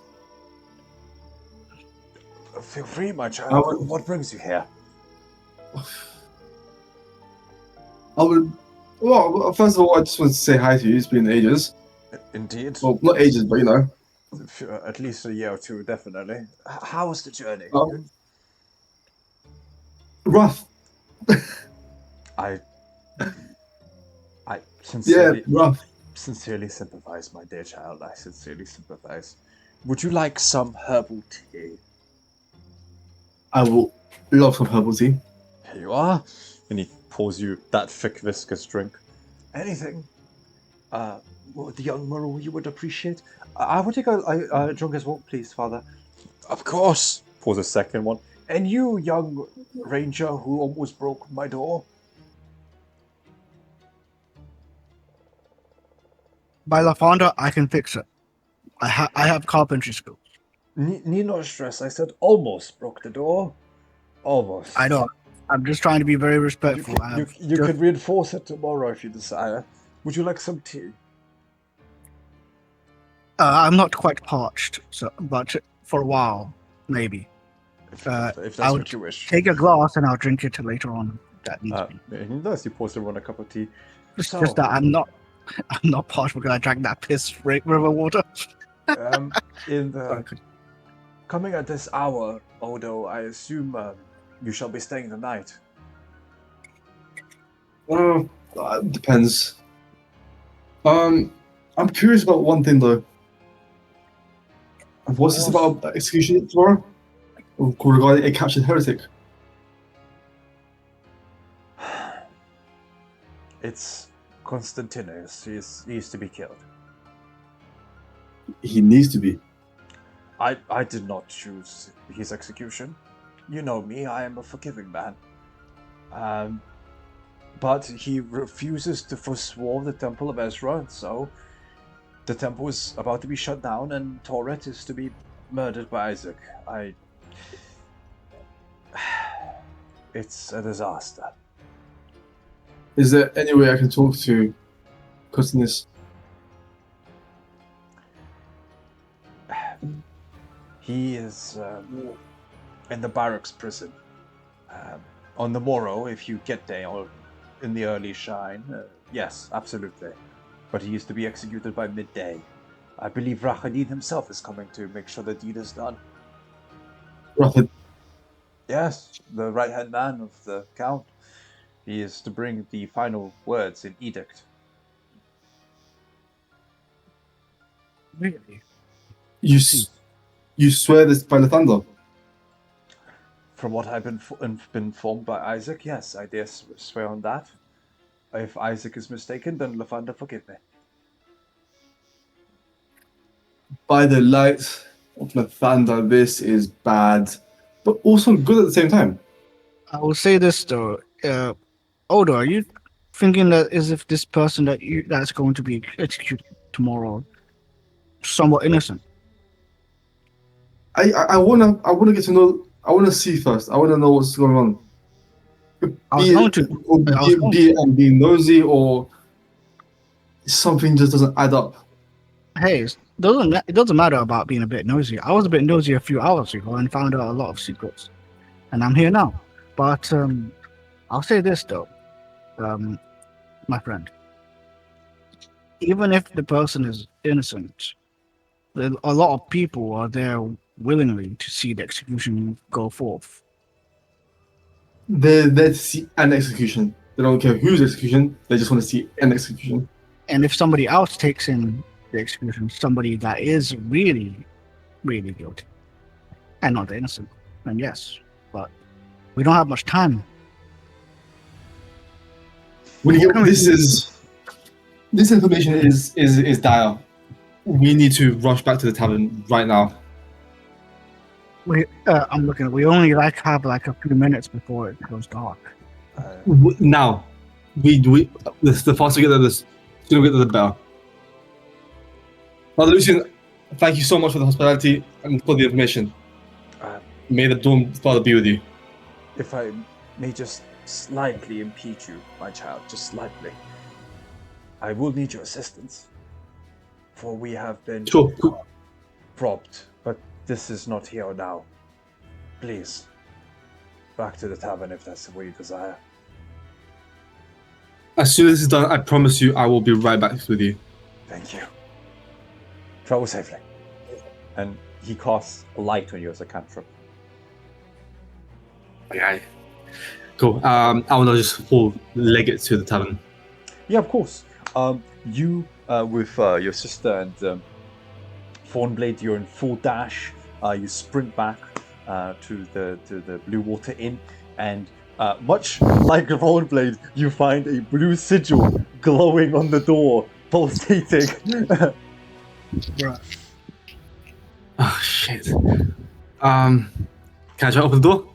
Yes, you can. As you try to open the door, you immediately like slamming into a wall. Just rebound. Guessing there's a password. Try it.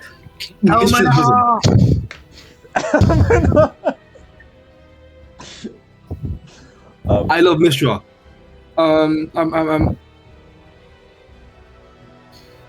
What do the magicians say all the time whenever they get angry? What does Elmanos say? Elmis is the best. I was gonna say Elmadar has a catchphrase. I've noticed. Fuck. 15 in investigation. Nope.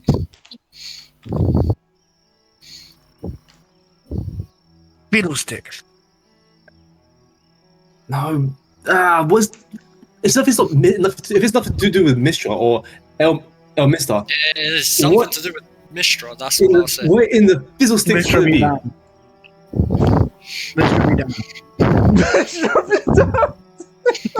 DM. The sigil grows bigger. Hold on. DM. Fiddlesticks. Oh no, that's not the password. You liar. You lied to me. It's not Fiddlesticks. It's not Fiddlesticks. Think. What does Elmanos say whenever he gets upset? Every single time. I'm gonna kill you. I'm gonna daylight. I'm gonna. How do you see it? Nighttime descends upon you. The light vanishes, and you stand in the darkness. The only glowing light is the blue sigil, as well as black. Shit, I'm actually gonna die out here. You have 2 rounds. Hold on. Yeah, hold on. Let me make a history check. I have a guidance myself as well. Fuck's sake.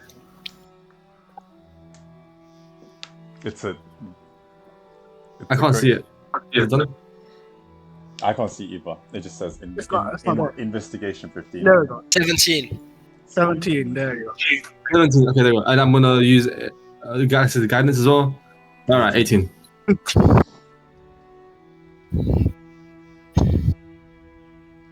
I have it in the top of my tongue, but I don't know what it is. He says it a lot. He says that a lot? No. No, you don't say.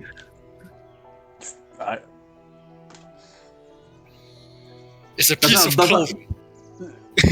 You know what? You know what? Negotiate with Shia. So, Shia, on an 18, how much are you willing to give him as a hint? Every time he gets upset, he gets upset and he says Mistress something. Yeah, by Mistress cloak or Mistress robe. You're close. Mistress cape?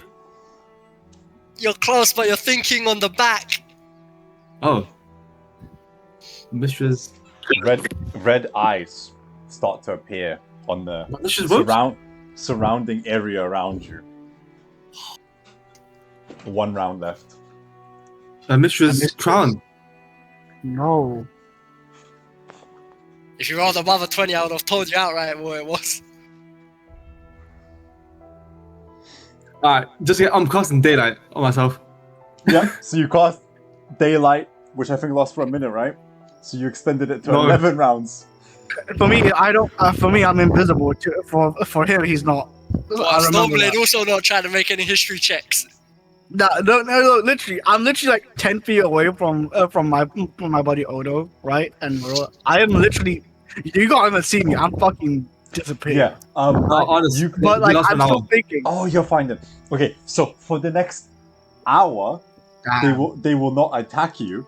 But there are red eyes appearing across the town, especially what you assume was the rooftops at one point. David, since you rolled an 18, I'll say it's leg clothing of some kind. Well, Mistress It's not pants, is it? No, it's not pants. It doesn't rhyme. Come on. My mistress.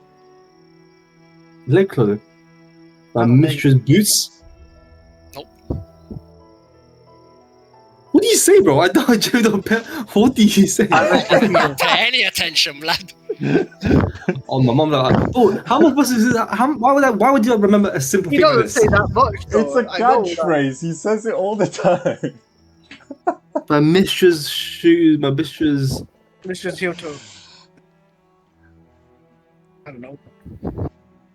What am I doing here? I'm gonna be invisible. My mistress You're socks, not bro. I don't know. invisible. The vampires smell you. I know they can smell me. I know that. I can fucking I run. mean, It's fine. Roll 20 my trash, lad. mistress. What is leg clothing? Yeah, it's leg clothing of a kind. Think, Mistra is a woman. She wears My some mistress kind skirt. of... And you continue to wail away for minutes, shouting random things. I will say, Elvidar, because these guys are just screaming outside the inn, you would probably awake eventually, just the random words being screamed by Mr. Insert word here. Give me just a second. Good launching. I'll just stare at them outside the window. I'll just stare at whatever's happening outside the window, just covering my eyes. You find 18 passive position. You find a powerful daylight spell cast on himself, so his armor is glowing, in a radiating daylight in a 20-foot radius from Odo, as him, Murrel, and Thornblade stand next to each other outside the blue door, screaming random Bileminster's undergarments, Bileminster's shoes, and they're just trying to open the sigil that obviously is magically locked to the door. I'm making my way downstairs. You hear wooden planks creaking as Elminor or someone makes their way down the stairs. Oh, this is just brilliant. This is not shameful at all. Nope. Place my hand on the rune and just say, Mistress Hose. The sigil. What? Oh, shut up, Shia. It's literally what I say every time Elmina gets upset. Shut up. No, I never heard this man say that, you know. I never heard this man. Even the DM knew that it was him, lad. You man don't pay attention. The sigil parts, the door opens. Oh, I thought we were gonna die out here. Cheers, Elminor. Elminor, bone to pick with you. Get inside. I just go inside. Nighttime. You go in. I'm gonna go inside and I'm gonna dispel my spell. Yeah, you dispel your daylight, the door closes again, and you can still see through the window the bright red eyes, maybe a score of them across the rooftops, but obviously they don't have permission to enter, so they start scattering. You guys What stayed was up that? at night, weren't you? What was what? It's a lock. Why on earth did we not have access? You know, you could have thought to tell us the password before we left. What? By Mistress Hose? How am I supposed to know it was Mistress Hose? I say it literally all the time. Why would I think of that? Cause you're next to me damn near all of that time. I don't pay attention. I pay attention to the. Why would I care? It's just a regular thing that you mentioned. You never ever say. What? By Mistress Hose? I literally said it 3 or 4 times today when we found Modern Canaan. Oh well, I'm sorry, Elminor. I'm sorry, the great grandson of the wizards of Wardy, whatever the hell he was. Great grandson of Mistra, grandson of Elminster, grandson of the Symbol. Alright, let's cut it off. Okay. Anyway, enough of that. I have news. You're gonna want to hear this. Rahadin's come to witness the execution tomorrow. Great, he'll give us an opportunity to execute him. Wait, what? We all heard that, Amina. Rahadin is come to witness the execution himself.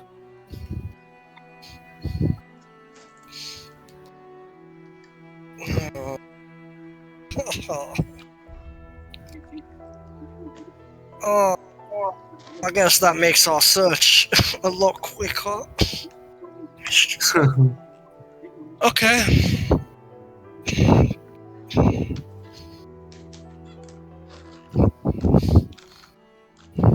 A lot quicker, but also, yeah. But good news is, his dragon shouldn't be nearby. Unless he comes on it. Unless, he lands on the sea. Assert Yeah. his power and presence. I don't know how the people will fare against seeing an undead dragon.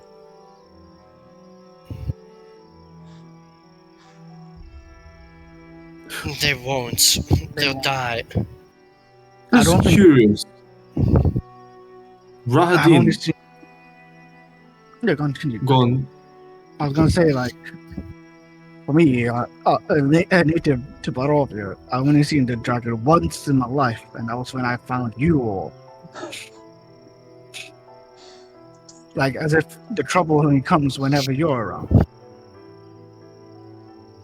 So if we be more troublesome, then the dragon will come. Pause.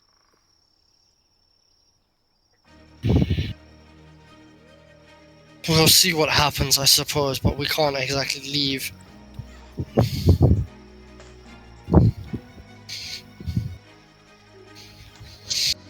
At least, well, we could, but it put us all in danger to do so. Going against the dragon is already a death wish, okay? So, like, maybe one day, but not now. Second of all, like, while I went around the streets a bit, while you went to the inn, I went around to find where these guards, which is Strahd's personal soldiers, by the way, why they're here. They're concentrating mostly on guarding some sort of coffin house. What? Why do you... Yes. Mistress. Okay.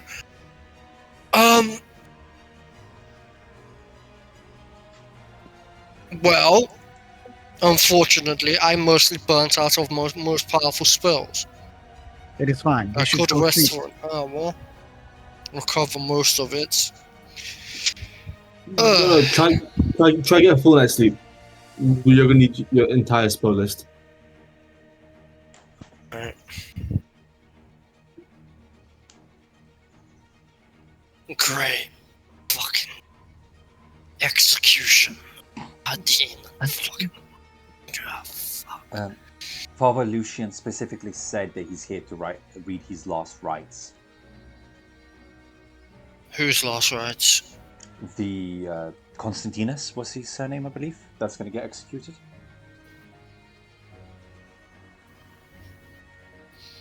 Do we know anything about this person? All I know is that Harry's a heretic. Yeah, he refused to reject the Temple of Ezra.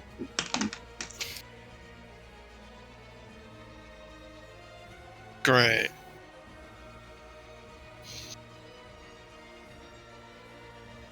Do we even...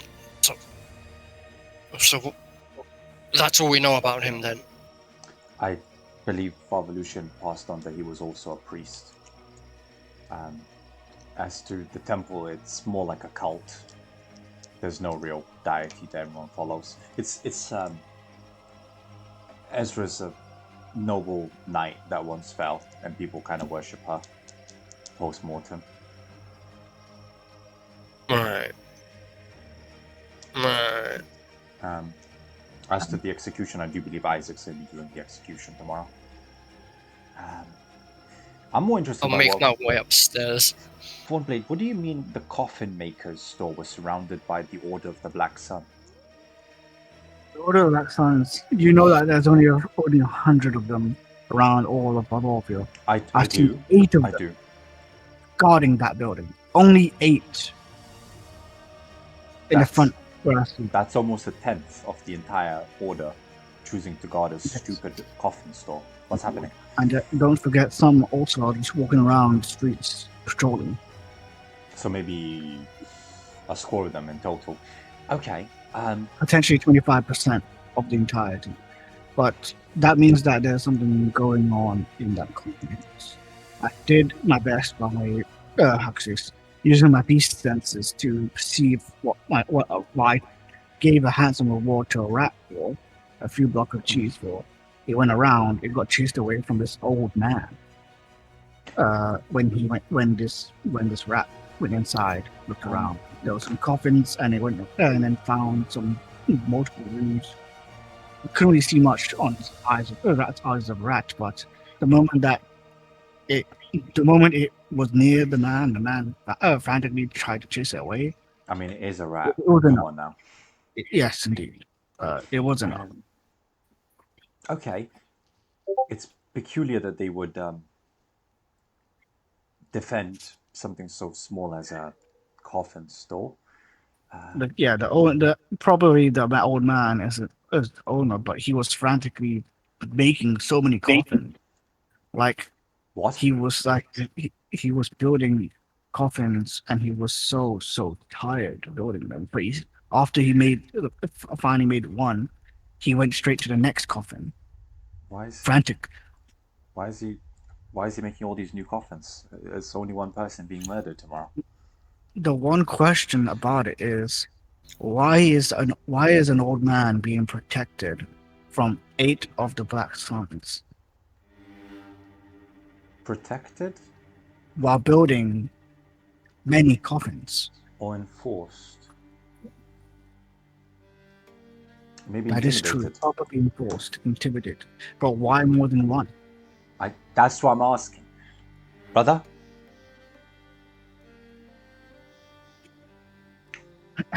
Vicky, Odo is flabbergasted. indeed.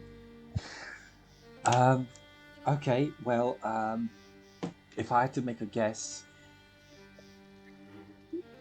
I think Isaac's gonna keep true to his word. He's gonna come and burn this inn down, and he needs all the extra coffins for the Martikov family. So That's the case, then. that is a really good theory. I mean, to be honest, I believe that too.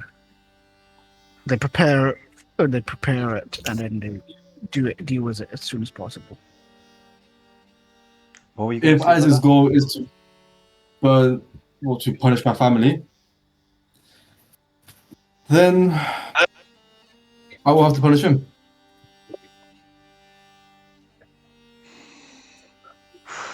How would we be able to do that?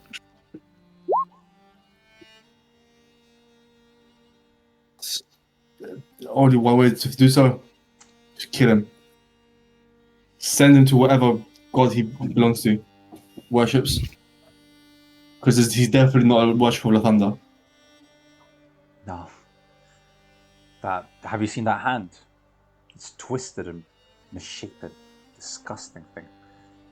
It's like you caught the plague or something. Eventually, Amuna, you do wake up Irvin, who kind of shambles down the stairs as well. Lads and lasses, you know what hour it is? Why you're still awake? Oh my goodness. What do you know about Constantinus? Oh, Torrit Constantine. Yeah, he's a decent enough fella. Why are you asking? Apparently he is to be executed tomorrow. On whose orders? Rahadin's. Oh, fuck. Strahd's. By Lathander's light and Shah's night. This is preposterous.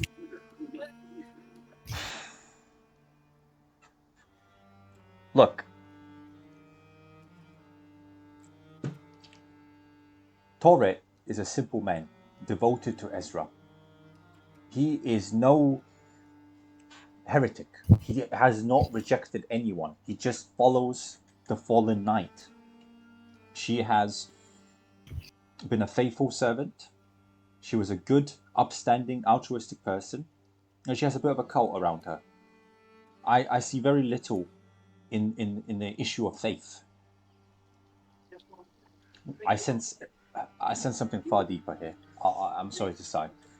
On Rahadin's orders, what does the Count's right-hand man have to do with this? It doesn't make any sense. He's just the priest. That's what I'm thinking as well. Though, what was that you mentioned about the coffin, Stormblade? What I found out was that there was an old man frantically building, and it was Moral's insight as well. He's either frantically forced to build many coffins, or he's, well, what's it? Doing it out of survival.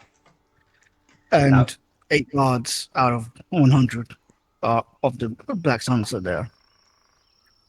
What the hell is the And- Order of the Black Sun doing in my town? I wasn't aware of this. You don't have any children, do you, Erwin? 3, plus me and my wife. Maybe that's the reason why. Like I said, they're going to keep true to the promise. Isaac said Fuck that. We need to leave here now. And I'm gonna cast Sending to Lady Fiona. I don't know how that works with an unconscious person. She's sleeping. She'll hear the message. She'll wake up. I'm just quickly double checking the. Yeah, you're right. It makes you come to consciousness. Okay. Directly into your dream, you hear a voice.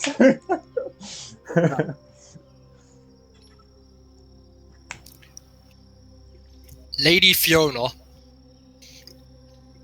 I hate to barge in,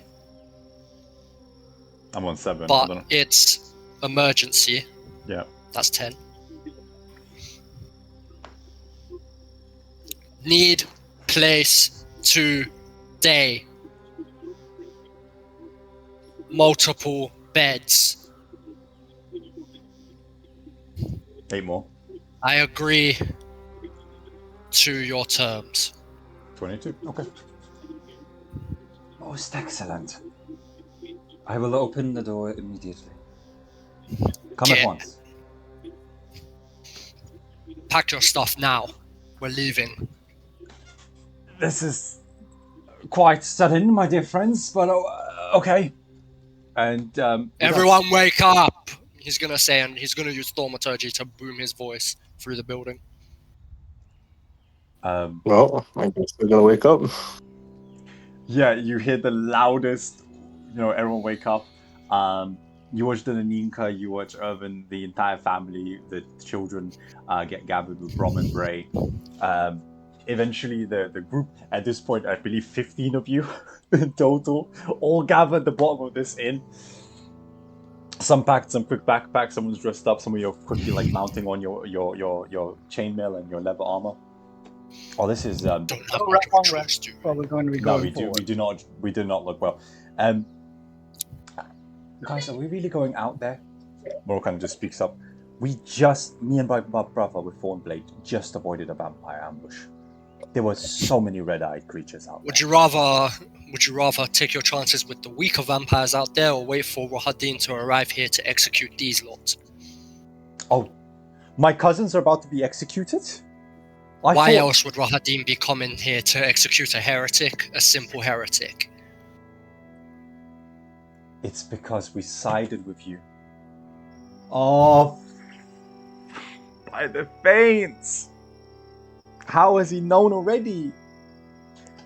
You watch Irvin kind of put his hand on Moral's shoulder. I do not know, it doesn't matter, dear cousin. We need to move. Come on. We knew this day would come. Our name is known too well. If the Count wants blood, he wants our blood. We have to hope that Lady Fiona, despite her position as aristocracy, is more loyal to herself than she is to Strahd. We're going to find out soon, my dear friends. Soon enough. Come on, beloved. I'm coming. But she like picks up her two boys, starts taking them. Get in the carriage. You all run outside with your torches. Get back in the carriage on the horse. I assume one of you cast daylight. If you have daylight. Although, Yep.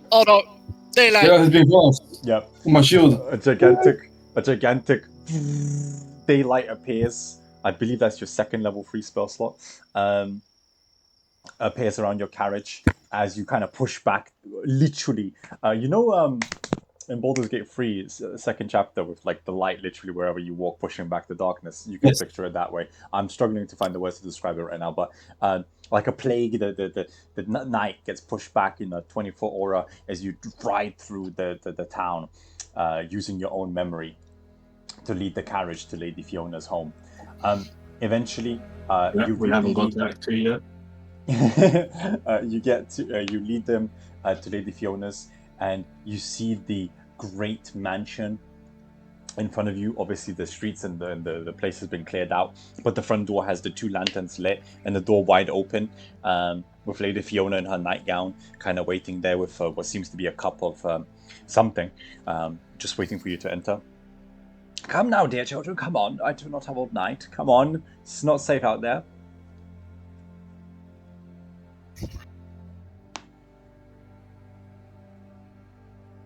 Yeah, that's fine. We can do our introductions inside. Yeah. You run in. She closes the door. The what are they called? The manservant. I forget the French term for it. But thank you, butler. He bars the door. He starts barring the windows. That should keep the animals at bay. So, you come back to me. You agreed to terms, as I understand it. Excellent. Most excellent. Lack of little choice. Yes, it's funny how life works out that way sometimes. Were you aware of what is happening tomorrow? The execution? Of course, it's the Of talk of the who town. is coming tomorrow? I'm going to roll an insight check on you. That's a 16. You're allowed to roll a persuasion or deception. I'm going to put my hand on the right so I don't see which one you rolled. And just tell me the number. 5! Natural 1. Or okay. no, natural 2. Okay. Natural 2. Don't tell me which one. Obviously, it beats it. My insight on you is to figure out, like, how much do you know of who's coming?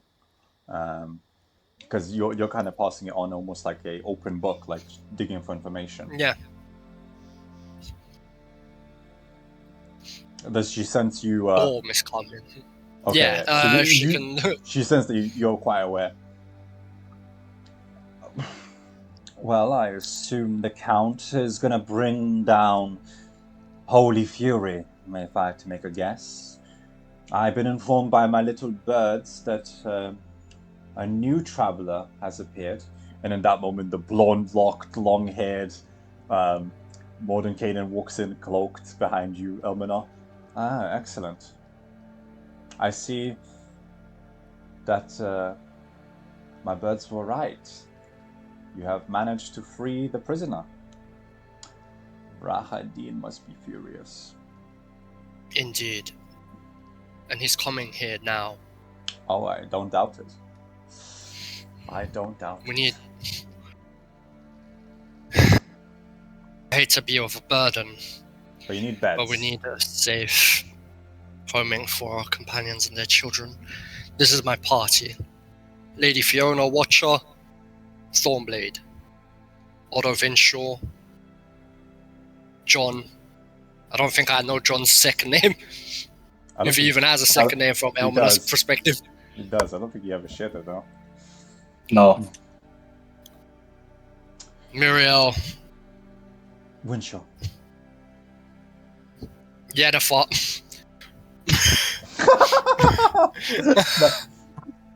Ignore her, don't pay attention to her. It's nice to meet you, Miss Lady Fiona. Ah, good evening, lady. And she continues waiting for you to continue. And then there's that one over there, Esmeralda, problem maker. El Chico, that's how you fucking introduce me? You introduce Yeah, that one. That one. I see. Well, she can be with the butler then. I'm sorry, what? It's fine. It might give you opportunity to brew poisons and whatnot in the kitchen. Who knows? She's a monster hunter. Oh. I'm sure someone of your age recognizes the name Van Richten. And this young lady would be Esmeralda Van Richten? Esmeralda, dear, we have so much to discuss. You are to accompany me tonight. El Chica, I don't really want to do anything with you, respectfully. Oh, you're in trouble, aren't you? Speaking of which, Lady Fiona, if I may, I understand that we have come here basically as beggars. That we are at your mercy, but I need to know. You are a member of this land's aristocracy. I am. What is your loyalties to Strahd? This is an excellent question. A fine question. A question my sister shall answer for you upstairs. Esmeralda, come on. Why are you unable to answer it? Because I need to talk to the remaining survivor of the Van Richten family. This is a curiosity, a memento I must cherish, a gift I cannot refuse. So Esmeralda, be a dear and come along. I actually need to answer that. Esmeralda Okay. reaches out her hand towards you, Odo, if you let her grasp it. Sure. Please do not let this stupid fucking bitch take me with her. Go with her. Let Esmeralda stay with us, please. I think you did not hear your friend. You come to me as beggars. I simply want to talk to the last surviving family member of Van Richten. By myself. I'm with you, sir. Right, do we come with you? Of course! Cheers, This brother. crazy bitch could do anything to me by myself. Alright, I'm gonna go with Esmeralda. Well, I'm not going anywhere without my brother, so you're gonna have to deal with all three of us. So be it. Doesn't bother me. Upstairs, right? Thomas, prepare the tea. Me and my 3 compatriots shall enjoy a fine dinner. My sister's waiting upstairs. She's all yours. Come. I'll start making my way upstairs. Just to confirm, it is Thornblade, Elmina, John, Sir Godfrey. Sorry, no, Sir Godfrey would be going with. Sergei is bound to me, so. Yes, so Sir Godfrey must be bound towards Odo. Makes sense because he's the cleric of Lathander. So those 4 go with. Okay, and then the rest of the. Okay, cool. Just double checking. Okay. I will stick with just temporarily with you, Odo, Esmeralda, Murrell, and Sir Godfrey, of course, attached. You enter the kitchen. She kind of sits down, starts pouring like what they called before the kettles were invented. I forget. It's similar to a kettle where you ignite it over a fire. Kiln of some kind. It escapes my mind. Sorry, the historian can't remember the medieval term. A gas stove. No, before gas stoves, Clevy. When you literally, it was similar to a kettle in the sense of you put it on top, you ignite it, and the Chinese love them all the time. I forget the name. It was China of some kind. It's gonna piss me off. Teapot. She puts on a teapot. The cauldron, but The cauldron. Basically the cauldron. But she puts on a teapot to stop boiling. She sits down. And she leans back in the chair. She kind of motions for you to join her by the kitchen table. Please sit. Do not let me, feel like I'm not hospitable. It's done. She starts pouring everyone a cup of tea, including herself. Tell me, Esmeralda, what do you know of your father? Not much, El Chico. I discovered that he butchered my original family and then adopted me when I was like 5. I don't want to really talk about it. Ah, well, that's a shame. Because we're going to have a long eternity to speak together. And she kind of motions her hands together, and the door slams behind you, gentlemen. And you hear a locking. And for you, Odo, you recognize a very famous as a sigil appears on the other side. Oh my god, not again. I have the password. Mistress House! Across the map. I have the password. And we shall be discussing it for eternity. Returning to the rest of the party, you enter a beautifully decorated bedroom. And inside, you find a golden dressed woman of white, pale skin, black hair, and what seems to be wearing some kind of silvery mask for her face. She seems elven in nature, with beautiful purple velvet arm pieces. And as she kind of stands up to face all of you, she turns around and you see her smile. And from behind that gigantic glowing smile, her red eyes appear and her fangs come out. Welcome back.